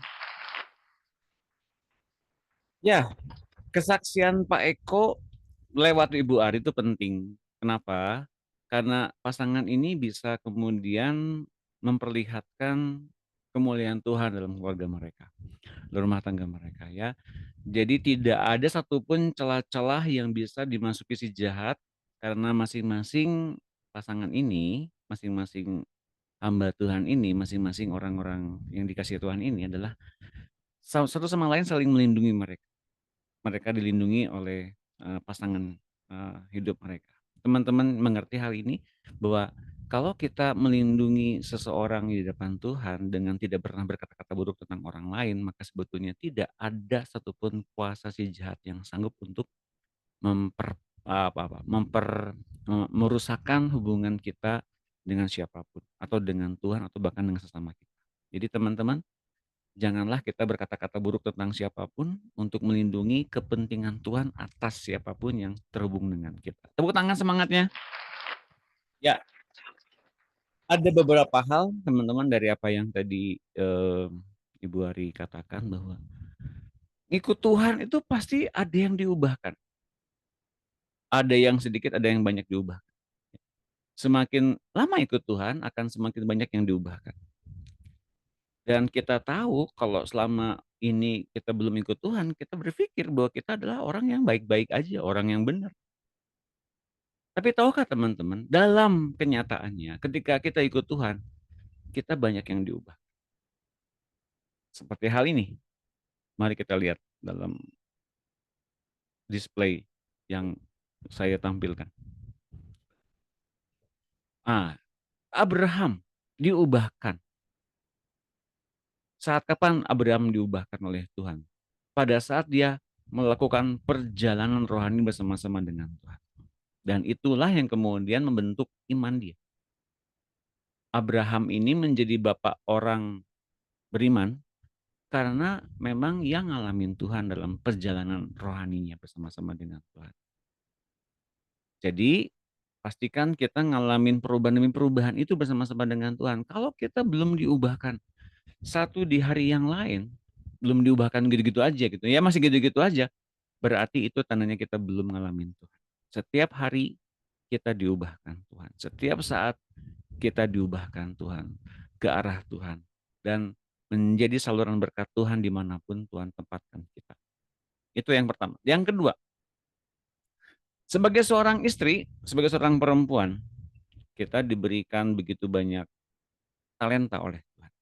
Nah, ini teman-teman mesti mengerti ya, teman-teman terutama yang perempuan. Karena kemudian kita mempunyai kapasitas sebagai seorang ibu, sebagai seorang istri, ya, dan sebagai seorang perempuan, tentu yang lebih mendominasi dalam kehidupan seorang perempuan adalah perasaan. Teman-teman ya, perasaan. Dan Tuhan seringkali menempatkan perempuan dalam posisi perasaannya ada yang campur aduk, ada yang kemudian saling mengerjakan satu dengan hal-hal yang lain sekaligus, mengurus anak, ada 2 orang anak, ada 3 orang anak, mengurus 3 orang anak, plus pekerjaan di rumah, plus bersih-bersih, plus urusan suami, plus pelayanan, plus doa, plus fellowship, komsel, apa nggak stres? Jujur kalau orang biasa pasti stres, teman-teman. Tapi tidak demikian perempuan-perempuan hebat yang ada dalam Tuhan. Kita semua diperlengkapi dari kuasa dari tempat yang maha tinggi. Karena begitu kemudian kita mengiyakan panggilan Tuhan, satu panggilan itu mengubahkan begitu banyak orang yang terlibat dalam kehidupan kita. Entah itu anak-anak, suami, mertua. Bahkan kalau kita punya menantu, bahkan kalau kita punya cucu, bahkan kalau kita punya anak. Bahkan siapapun yang terhubung dengan kita. Di mana kita kemudian merespon dengan benar panggilan Tuhan. Orang akan semakin mengenal Tuhan lewat kehidupan kita. Kenapa? Karena kita bisa melihat, karena kita bisa merasakan ada Tuhan yang menyertai kita senantiasa. Bagi perempuan-perempuan yang pada hari ini hadir, ya, saya acukin 2 jempol. Tepuk tangan buat kita semua. Kalau kita lihat sekarang, kalau teman-teman semua diubahkan ya teman-teman yang perempuan terutama. Coba lihat kehidupan kita. Semakin kita mengalami kasih Tuhan dan mengalami perubahan-perubahan dari Tuhan. Bukankah kita semakin banyak hal-hal yang dibukakan oleh Tuhan? Setiap harinya kita semakin dibukakan oleh Tuhan. Itu tandanya apa? Dalam kapasitas hidup sebagai seorang istri, sebagai seorang orang tua, sebagai seorang ibu rumah tangga, sebagai seorang wanita karir, sebagai siapapun, Tuhan perlengkapi dengan apapun yang dibutuhkan oleh seorang perempuan hebat dalam akhir zaman ini. Ya teman-teman, hanya sadari kapasitas kita sebagai hambanya. Mengapa? Sebagai hambanya, kita menaklukkan perasaan kita di bawah pikiran Kristus. Mungkin perasaan kita berkecamuk, mungkin perasaan kita penuh dengan pertanyaan, mungkin perasaan kita ingin mengadu. Maka yang terbaik adalah karena kemudian kita bisa mengerti peran Roh Kudus seperti apa dalam hidup kita sebagai seorang perempuan misalnya. Kita bisa mengerti bahwa itu kepada Roh Kudus sebagai satu beban yang harus ditanggalkan. Sebagai satu jalan yang harus dilalui. Sebagai satu perubahan yang harus kita lalui bersama-sama dengan Roh Kudus. Maka akhirnya kita bisa menemukan jalan keluar dari setiap masalah-masalah yang ada. Dan menang bersama-sama dengan Roh Kudus. Tepuk tangan semuanya. Oke. Silakan dibuka videonya, kita akan berfoto bersama dulu. Wah, ini dia yang muncul, ada perempuan-perempuan hebat. Wah, ini dia ya, sudah muncul semua. Salam Bu Yunike, Bu Rahel, Bu Hotnida, Bu Monika yang baru hadir, Bu Lani. Ya, Wow, sehat selalu Bu Lani. Ibu Dina, Shalom. Shalom. Ibu Ari, Ibu Endah, Pak Jeff, Shalom semuanya. dan Salam Pak sehat. Eko. Pak Jeff dan Pak Eko, ini pria-pria ganteng. Yang mesti dicontoh para ibu-ibu. Bu Levina, Bu Nana, Pak, Bu Emi, silakan dibuka videonya, kita akan berfoto bersama dulu sebelum kita lanjutkan. 1, 2, 3. Dia apa kayak gitu minumnya? Oke, 1, 2, 3. Satu lagi, senyum. Ya, anak kecil mah enak Terima aja. kasih. Tepuk tangan lagi. Asik Kak Doni. Kita mau minta Pak Eko nih. Sekarang Pak Eko mau bagikan apa buat teman-teman di FFG? Silakan Pak Eko mau bagikan apa? Semuanya.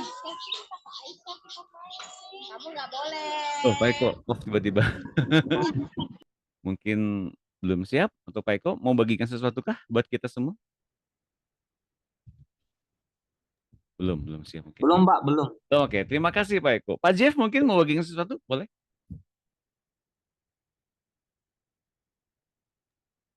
Iya,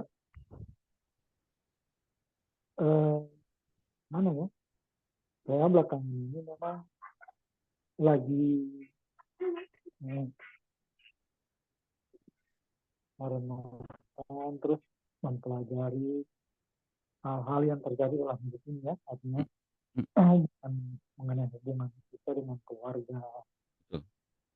Kadang-kadang hal-hal dalam keluarga, anak-anak yang membuat kesalahan, karena mereka semakin hari semakin bertumbuh besar kan. Iya. Masih belum banyak yang bisa kita harapkan dari tanggung jawab mereka yang kita harapkan harus bisa, tapi mereka kadang-kadang belum mampu menunjukkan tanggung jawabnya. Terus hal-hal itu membuat kita kadang ya istilahnya tensi naik lah, suaranya rada tegang. Jadi kadang-kadang ada kenapa kita kayak gini ya, kita sampai saat ya apa yang mau kita lakukan, kita sudah berdoa. Kadang sampai saya berpikir saya udah bicara, saya udah ngomong baik-baik, kok belum mempan-mempan juga ya,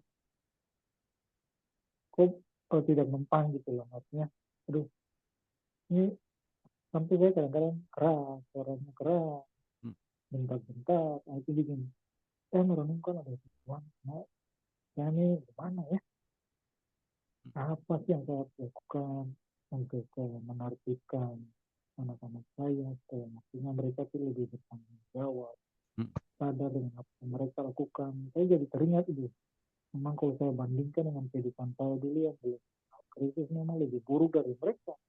Tapi Tuhan, apakah ini suatu pembelajaran bagi saya atau karma bagi saya atau gimana ya, kan saya kadang-kadang Tuhan, tapi saya kan di dalam Engkau saya adalah ciptaan baru, dan pasti yang lama udah berlalu. Apakah ini terjadi dalam hidup saya, ini maksudnya apa ya, pelajaran buat saya gimana, maksudnya itu yang saya sering merenungkan gitu Pak. Contoh hal-hal yang kayak anak-anak pulang larut malam, begadang sampai pagi, nggak tahu kerja apa, cuma main game aja, ya kan? Kadang-kadang memang mereka nggak jauh-jauh amat dari rumah sih, ke tetangga-tetangga, kadang cuma di kamar, kadang di ruang tamu, tapi sampai bisa pagi-pagi hari gitu ya.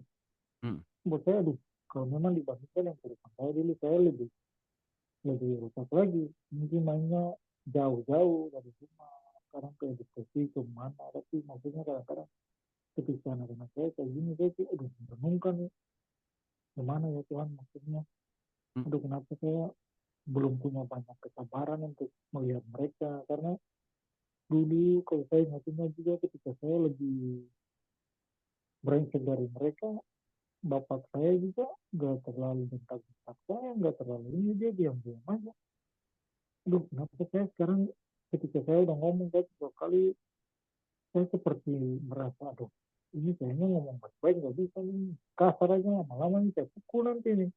Itu kan ternyata pikiran saya gitu loh, maksudnya aduh Tuhan ini kenapa ya saya bisa kayak gini. Itu yang malah menjadi ini. Jadi saya mendengar ini ngomong, artinya mungkin hal-hal yang ada, jadi juga teman-teman ngomong mungkin hal-hal yang masih ada dalam diri saya yang belum beres, itu mungkin masih mau dikeluarkan atau gimana ya. Kadang-kadang jadi ini gitu lah, mungkin ada solusi daripada ini gitu. Oke. Itu yang saya alami. Wow, tepuk tangan buat Pak Jeff. Saya mencoba menyimpulkan ya bagi teman-teman yang nggak dengar dengan jelas. Jadi ada kerinduan dari anak-anaknya, dari Pak Jeff ini tentang anak-anaknya yang mungkin sukar dibilangin, ya sukar bisa dipercaya, masih ya mempunyai satu hal-hal yang nggak bisa dikendalikan oleh Pak Jeff secara pribadi sebagai orang tua. Nah, jujur teman-teman, Bapak Ibu sekalian, mungkin kita punya satu problematik seperti ini dengan anak-anak kita, ya. Ada yang sukar diatur, ada yang kemudian ada yang biasa-biasa aja, tapi kemudian bergumul juga gitu ya tentang anak masa depan seperti apa ya. Nah, teman-teman, ini yang kita harus bawa dalam doa di hadapan Tuhan. Kenapa? Karena satu, kita tuh nggak bisa ngubahin hati siapapun. Orang tua bisa ngubahin hati anak-anak. Hati anak-anak adalah seorang individu yang ada di luar kemampuan kita untuk kita bisa diubahkan dengan cepat. Kita bisa ubahkan dengan cepat tuh nggak bisa. Jadi satu yang bisa mengubahkan yaitu Tuhan. Lagi pula kita sebagai orang tua nggak bisa kita kemudian bisa memonitor mereka dimanapun ya 24 jam. Kita bisa kemudian nasihati kalau mereka salah. Satu-satunya yang bisa mengubahkan mereka dan memonitor mereka dan menegur bila mereka salah adalah Tuhan sendiri. Nah, tapi kita mesti percayakan ini sama Tuhan, waktunya kapan. Adalah satu hal yang perlu kita ketahui, kalaupun ada satu kesalahan yang perlu kita tegur, tegur. Tapi kalau kemudian dari teguran itu kemudian ada percecokan, bagaimana, hendaklah kita sebagai orang tua jangan membangkitkan amarah di depan anak-anak, di dalam hati anak-anak. Kenapa? Karena di zaman ini, pada zaman ini, zaman milenial, banyak sekali hal-hal berupa pikiran-pikiran baru muncul dalam zaman milenial. Yang berbeda sama sekali pada zaman-zaman kita generasi X. Ini kan banyak kan generasi X. Pak Jeff ini generasi X sama kayak saya.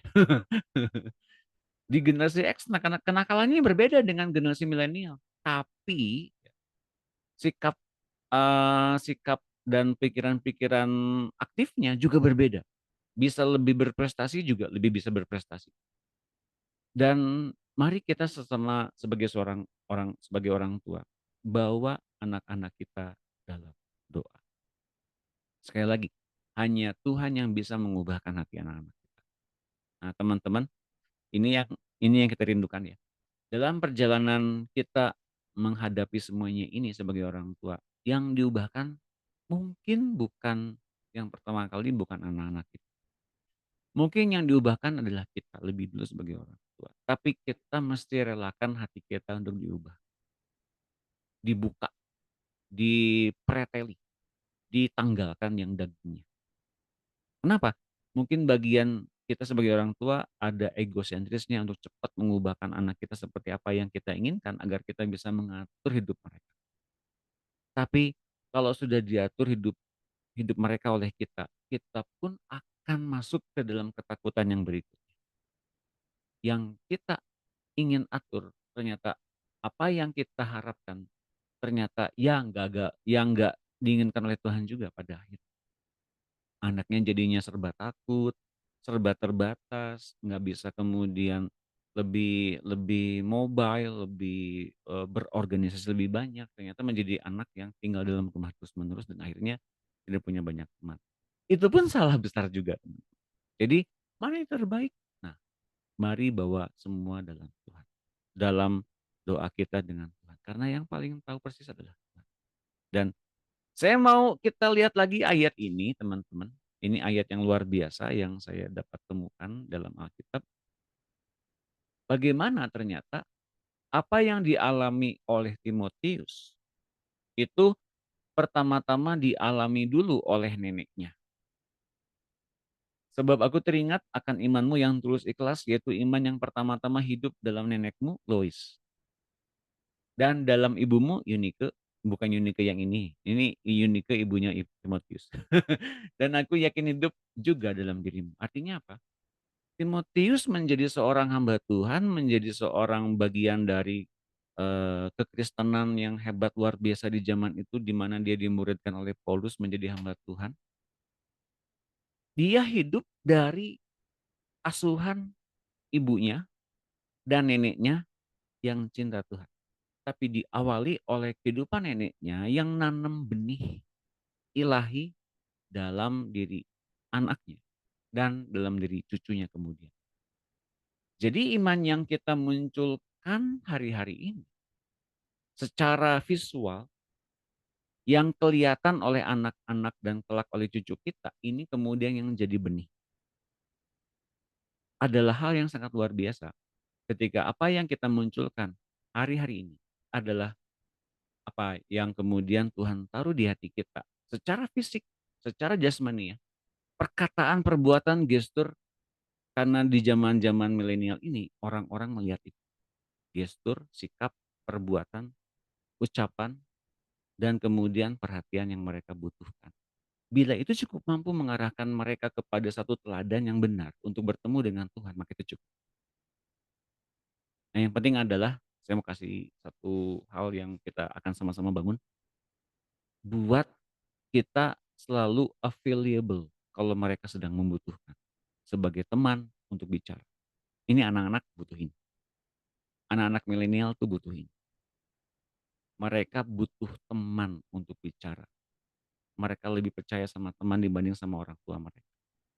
Jadi kita mesti menurunkan ego kita untuk jadi teman yang sebaya pemikirannya dengan mereka. Minimal dengerin dulu kalau mereka sedang curhat. Ya, tentu buat para ibu-ibu ini akan lebih mudah bisa mengerti karena sebagai seorang ibu kepada anak perempuannya lebih seperti itu dibandingkan seorang laki-laki kepada bapaknya. Tapi percayalah teman-teman sama sebetulnya. Laki-laki, anak-anak laki-laki kepada bapaknya pun mempunyai seperti apa yang anak perempuan kepada mamanya. Sama persis sebetulnya. Tapi ingat ini, hargai anak-anak yang sedang kita asuh dan buat dia menjadi seorang sahabat yang bisa mencurahkan semua permasalahannya kepada orang tuanya tanpa kemudian bilang, itu kamu salah, itu nggak benar. Nah, atau ketika kita mengalami begitu banyak hubungan-hubungan di komsel di mana, nah mungkin teman atau mungkin anak-anak kita ikutan, atau mungkin kita nggak sengaja kemudian ini sih anak saya nakal gini-gini. Nah, itu menjadi satu hal yang tidak menyenangkan buat anak. Nah, mengapa saya bisa tahu seperti begini? Ya, karena komunitas anak-anak seperti ini sekarang mereka membutuhkan seorang teman sebagai seorang konselor. Tapi saya heran konselor yang kemudian ada itu mereka tidak langsung menerima orang-orang yang kudus saja gitu. Mereka yang tanpa rokok, tanpa minuman keras, tanpa ngomong kasar, baru mereka bisa nerima. Tapi kalau yang rokok, minuman keras, yang masih kasar, mereka nggak mau nerima. Nah, saya heran kok mereka nerima semua generasi tanpa memandang, oh, misalnya orang ini masih ngerokok, orang ini masih ngomong keras, oh pakai tato, oh pakai minuman keras. Saya nggak mau, saya pengennya yang kudus-kudus aja. Wah, itu sulit. Terima dulu setiap anak-anak dalam setiap kepercayaan yang besar kepada kita sebagai temannya dulu, sebagai seorang sahabat. Dan mereka bisa cerita banyak tentang kehidupan mereka kemudian. Semangat Pak Jeff, ini pun sedang saya gumulkan. Tepuk tangan. Oke, mudah-mudahan mengerti ya buat para orang tua. Yuk, terima dulu anaknya. Available bagi mereka. Karena waktu-waktu mereka sedang dipulihkan, itu waktu-waktu yang sangat berharga untuk kemudian mencurahkan kasih yang besar pada mereka. Dan akhirnya mereka bertemu dan dilawat oleh Tuhan lewat waktu-waktu itu. Buat diri kita available, siap untuk menerima setiap apapun yang mereka curahkan kepada kita. Ini mungkin dibutuhkan waktu, yes, tapi berdoa. Berdoa sama Tuhan. Kapan waktunya? Waktu Tuhan. Oke? Satu orang lagi, silakan siapa yang mau bagikan? Bu Levina, Bu Enda, Bu Monica, Bu Yunike, Bu Rahma. Oh, silakan Bu Enda, silakan. Iya. Ya, lanjutin dari Pak Jeff ya. Ya. Dan dari Pak Doni. Jadi orang tua memang dia tanggung jawabnya besar. Sangat. Saya pernah alami anak saya itu yang bungsu lagi. Nakalnya bukan main. Saya tidak tahu saya mau bilang apa. Tapi yang tadi Pak Doni bilang egonya harus turun. Kita harus sadar sebagai orang tua. Saya ditegur. Waktu itu saya dikasih. Di saat saya marah itu, tiba-tiba saya dikasih Roh Kudus untuk kasih ingat saya bahwa yang kamu sedang lakukan ini adalah tidak diinginkan oleh saya, oleh Tuhan. Kemudian yang kamu lakukan ini adalah kepentingan kamu, harga diri, ya kan? orang tua kan jaga harga diri. Nah, itu yang saya ditegur hari itu. Lalu saya jawab untuk anak saya gini, Mama tidak pernah buat kamu bikin malu kalian, saya bilang gitu. Atau Mama kenapa untuk kamu dengar apa Mama ini. Padahal itu juga salah, saya dikasih tegur lagi dengan itu lagi. Karena saya jawabnya gitu untuk anak-anak saya, untuk yang laki itu. Saya ditegur lagi, saya dikasih ingat lagi bahwa itu juga kesombongan saya, ego saya, bahwa itu tidak pantas untuk saya mengatakan itu bagi anak saya. Kamu harus sabar untuk menghadapinya. Lalu saya tanya, Tuhan terserah, Tuhan mau bagaimana? Lah saya bilang gitu, Tuhan mau bagaimana? Tuhan mau apa dengan saya? Tuhan, saya tidak kuat sebagai orang tua, saya bilang. Saya seorang diri, orang tua tunggal. Karena anak laki saya ini kan papanya meninggal di umurnya 7 tahun. Jadi dia tidak merasakan sayangnya papa. Jadi sering-sering dia selalu bertanya tentang papanya gitu. Makanya saya langsung, oh berarti dia mungkin merindukan papanya. Lalu saya dikasih doa Pak Doni. Jadi waktu itu dia nakal, dihantam, pukul, dibawa di polisi. Iya. Jadi ada yang lapor. Pak Doni itu saya itu pernah malam itu saya sampai gemetar. Saya tidak tahu apa yang saya ambil keputusan. Saya berdoa Pak Doni. Tapi saya juga berdoa waktu itu seperti ya singkat ya, semua saya bilang, Tuhan, jiwa anak saya butuh diselamatkan.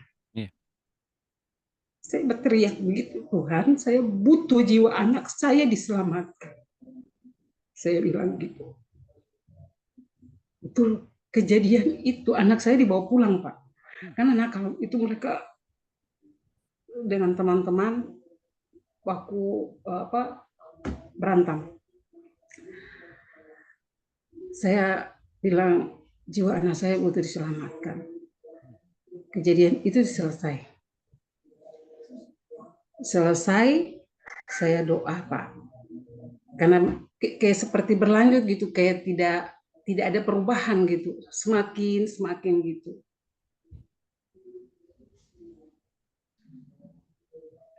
Lalu saya dikasih bahwa roh, jiwa, dan tubuh anak saya butuh diselamatkan.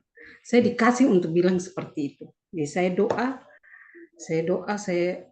doa bilang, Tuhan, ini anak saya serahkan buatmu. Saya minta daripadamu, pulihkan anak saya, tapi saya butuh jiwanya juga diselamatkan. Tubuhnya juga diselamatkan. Rohnya juga diselamatkan olehmu Tuhan. Saya doa seperti itu. Dan setiap doa itu saya selalu katakan untuk Tuhan.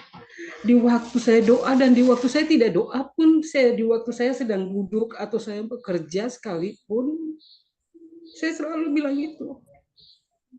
Saya selalu sampaikan itu untuk Tuhan karena saya kan tidak 1x24 jam sama mereka. Saya kan tidak bisa lihat dan tidak bersama-sama.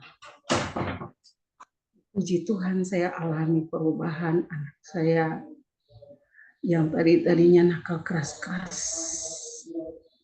suka marah-marah kayak tidak mau dengar gitu. Yang laki itu saya diberikan kesabaran untuk tidak lagi mengeluarkan kata apapun. Lalu saya diberikan untuk kasih diam, tidak bersuara untuk dia. Saya diam, saya hanya duduk diam. Jadi kalau dengar dia kenapa atau dia ada keluar, itu saya hanya diam Pak Doni. Lalu saya sama kakak-kakaknya itu semua nenek. Jadi saya selalu sampaikan buat kakak-kakaknya itu, 2 adik gitu. Saya bilang selalu 2 adik. Karena adik butuh untuk diselamatkan oleh Tuhan. Lalu saya pernah disampaikan gini, kita pernah ya waktu itu ada orang tua yang bilang gini, itu saya sudah berdoa, tapi kenapa ya anak saya seperti itu? Lalu saya bilang, saya lakukan setiap pagi atau saya di kantor, saya selalu bilang Tuhan Yesus mengasihi adik, Tuhan Yesus mencintai adik. Selalu saya WA itu Pak Doni. Jadi saya kasih Amsal firman-firman tentang saya kirim buat dia. Pertama dia tidak suka untuk mendengar. Selalu dia jawab mama alay. Anak-anak. Selalu dia jawab gitu. Kemudian dia tidak mau membalas. Tapi sering kita berikan firman itu memang ya, firman itu hidup. Menjadi hidup buat dia juga ya, saya akui itu. Dia jawab, iya mama. Iya mama. Adik tidak boleh begini ya, berteman tapi tidak usah ikut jalur teman, saya bilang gitu. Adik baru dia balas, iya mama. Makanya yang saya berdoa setiap hari hanya bilang, Tuhan pulihkan anak saya, jiwanya butuh diselamatkan, roh jiwa dan tubuhnya selamatkan jiwanya. Itu ya saya selalu sampaikan untuk Tuhan. Jiwanya Tuhan. Jiwanya Tuhan. Jadi begitu dia kalau sudah keluar gitu Pak Doni, saya seperti orang tua yang takut. Ya saya gelisah Pak. Kadang-kala saya gelisah. Pertama itu awal-awalnya saya memang paling gelisah. Anak saya waktu pertumbuhan itu gelisah sekali. Tapi ketika saya berdoa, saya bilang jiwanya butuh diselamatkan. Saya minta roh, angkat roh ketakutan saya juga, kekhawatiran saya. Saya berdoa, Tuhan anak saya sementara di mana? Saya tanya Pak Doni, saya tanya, anak saya sementara di mana Tuhan? Anakmu ada sementara ini dengan teman-temannya di sini, jangan takut. Langsung saya lega, bisa tidur. Bisa tenang gitu. Oh ya, sebenarnya kalau kita doa minta jiwanya diselamatkan, maka pasti Tuhan pegang. Iya, Tuhan pegang. Sangat saya rasakan itu sangat. Tapi kalau kita andalkan ego kita, kekuatan kita, kesombongan, yang seperti tadi Pak Doni bilang, dan saya tadi lakukan banyak hal waktu itu. Oh iya, padahal itu salah, Tuhan tidak mau. Meskipun saya pernah sampai bilang, adik mama ini kerja di ladang Tuhan loh, saya bilang gitu. Kan kita kalau di Ambon kan masyarakat kalau di situ kan egonya kan makanya pasti diperhatikannya kan gitu-gitu. Iya. Pokoknya saya bilang gitu pada saya ditegur.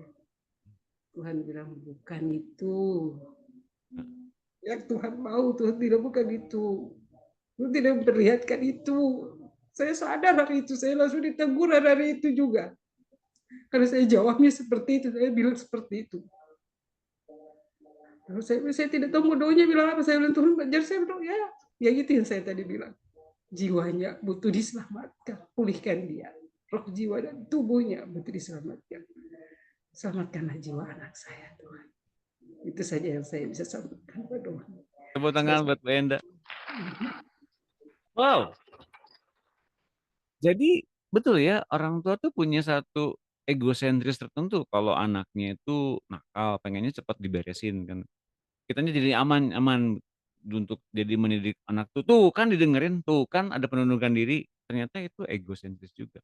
Nah, dalam setiap hal apa yang kita dapatkan dari Tuhan, kalau kita kemudian nakal, bandel pun, apakah Tuhan kemudian menggelegarkah kemarahan dari langit untuk menghukum kita? Tidak, bukan? Cenderung bagi kita untuk cepat menghukum orang-orang yang melanggar. Misalnya kalau kita melihat ada orang-orang yang melanggar itu ya, pengen cepat menghukum gitu kan. Tapi Tuhan kita bersyukur nggak kayak gitu. Kita pun kalau nakal, kalau bandel kan nggak dihukum sama Tuhan. Tuhan biarkan kita punya roh pertobatan yang dulu Ia pernah berikan.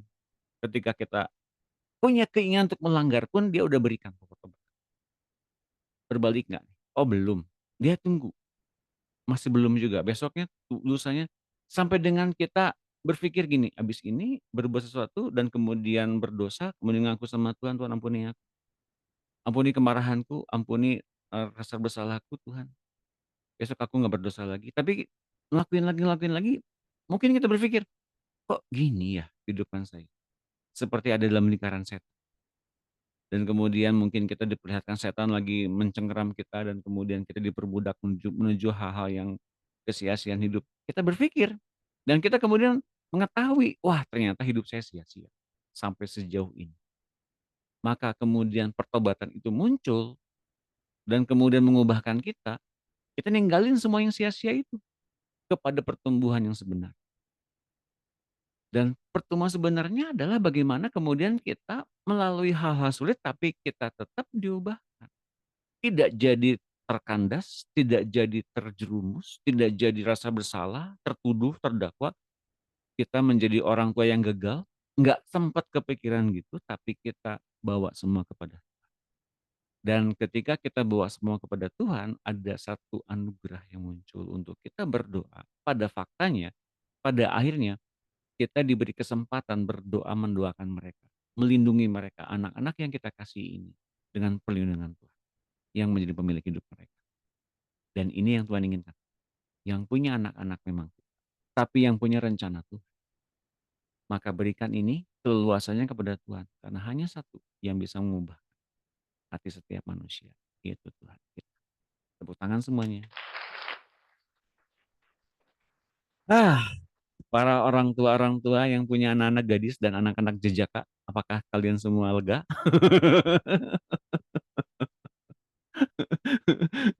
Ya, lega ya. Mudah-mudahan lega dong. Ya, mudah-mudahan teman-teman sudah mempunyai pemulihan pada sore hari ini atau malam waktu Indonesia Timur.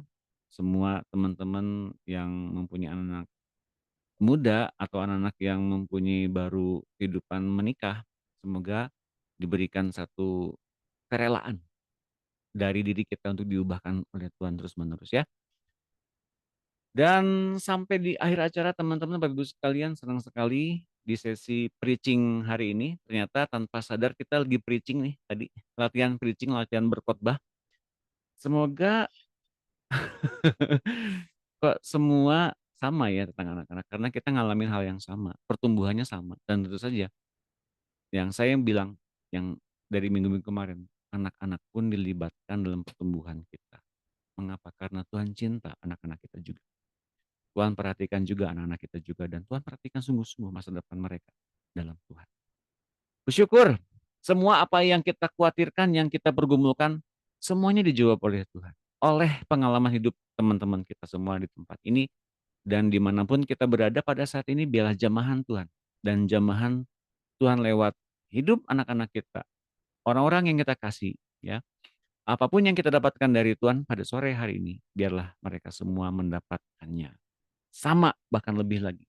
Mereka dilawat oleh Tuhan lebih dahsyat dari apa yang kita dapatkan. Ini doa saya, ini harapan saya. Mari kita tutup FFG pada sore hari ini dengan berdoa. Ya? Ini aku tadi mau bertanya tapi udah sore. Boleh, silakan. Boleh, silakan. Boleh, masih boleh. Boleh.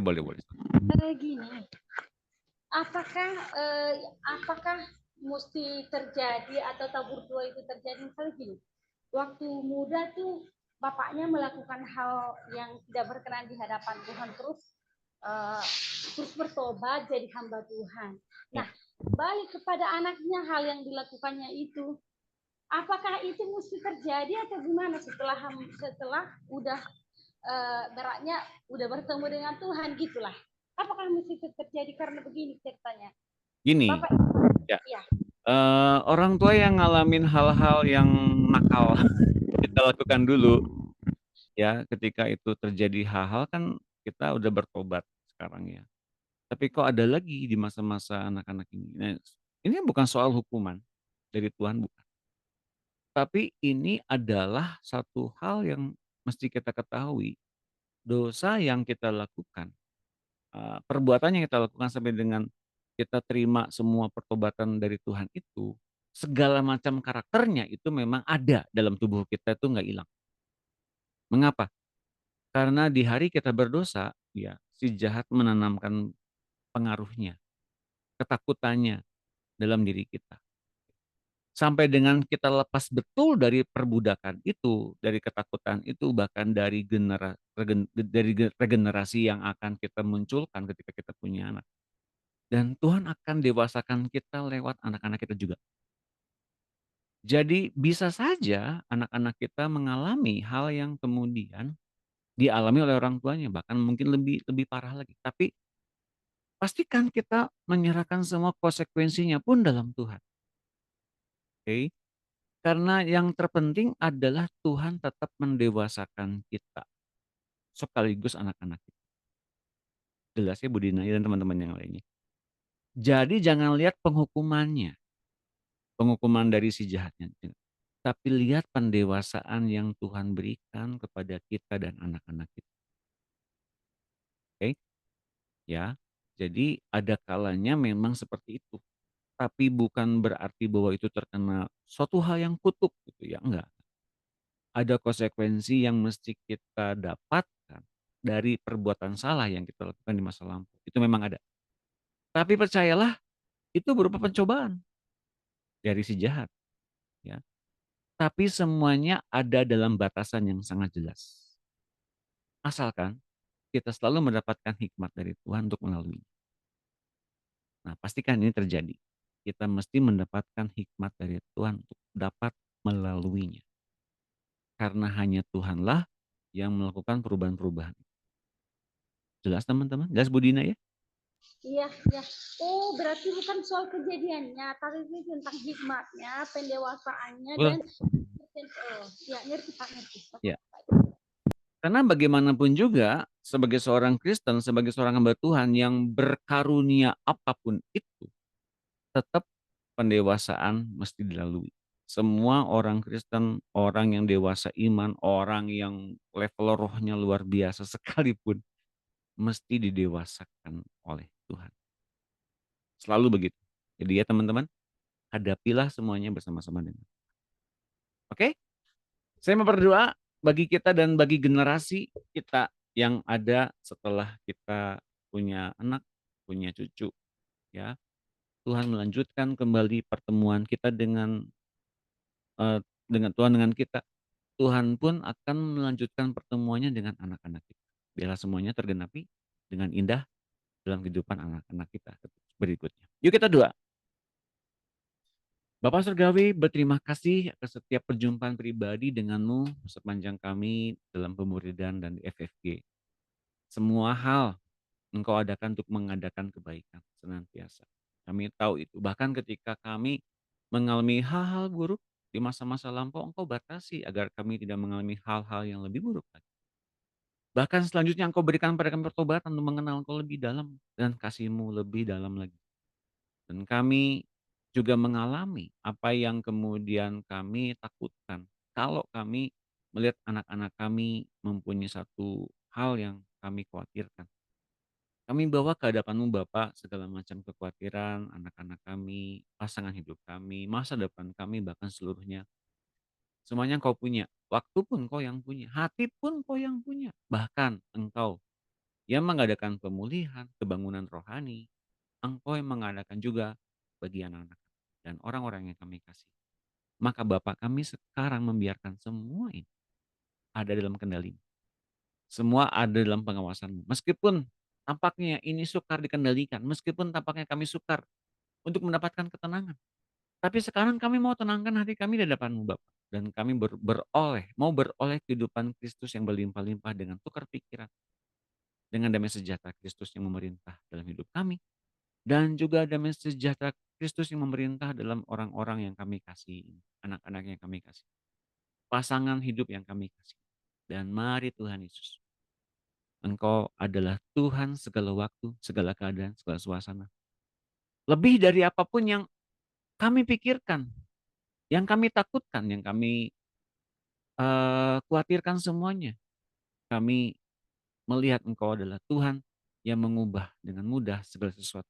Maka Tuhan kami silahkan Engkau mengubah dalam waktu-Mu, dalam keinginan-Mu, dalam segala hal keadaan. Engkau adalah Tuhan atas segala sesuatu dan segala keadaan, bahkan segala musim hidup kami. Tuhan ini sekarang kami buka hati, kami mau merespon panggilan ini lebih dalam dan lebih dalam lagi. Dan dalam setiap perjumpaan pribadi dengan Engkau, Roh Kudus silakan Kau tanggalkan yang salah. Hidupkanlah hidup Kristus yang penuh. Sehingga kami tetap melihat ke depan, melihat kemuliaan yang diberikan pada kami senantiasa. Dan kami hidup dalam berbagai kemenangan, damai sejahtera, sukacita, dan berkat-berkat yang melimpah. Dalam kehidupan yang berlimpah-limpah itu kami senantiasa masuk ke dalam berbagai kemuliaan yang berlimpah-limpah bersama-sama dengan Roh Kudus dan Tuhan Yesus. Berkati melimpah anak-anak-Mu yang hadir pada saat ini melimpah dengan segala kebajikan kemurahan Allah. Hingga kami semua tetap bersukacita dan bertumbuh dalam segala situasi dan keadaan apapun. Dalam nama Tuhan Yesus, kami bersyukur, kami bersukacita. Haleluya. Amin. Terima kasih Bapak Ibu sekalian teman-teman. Sampai jumpa di hari Rabu. Tuhan berkati semuanya. Terima kasih Pak Doni. Terima kasih. Kita bertumbuh, tetap kuat dalam Tuhan. Saya selalu Ibu Enda, Bu Hotnida, Bu Rahel, Pak Jeff, Bu Yunike, Bu Lani, Bu Marta, Bu Ari, Pak Eko, Bu Monika, Ibu Dina, Ibu Levina, Bu Emi. Saya selalu semuanya. Tuhan berkati. Semangat dalam Tuhan. Shalom. Sehat. Shalom semuanya. Salam, Bu salam. Lani. Halo Bu Moni. Miss you.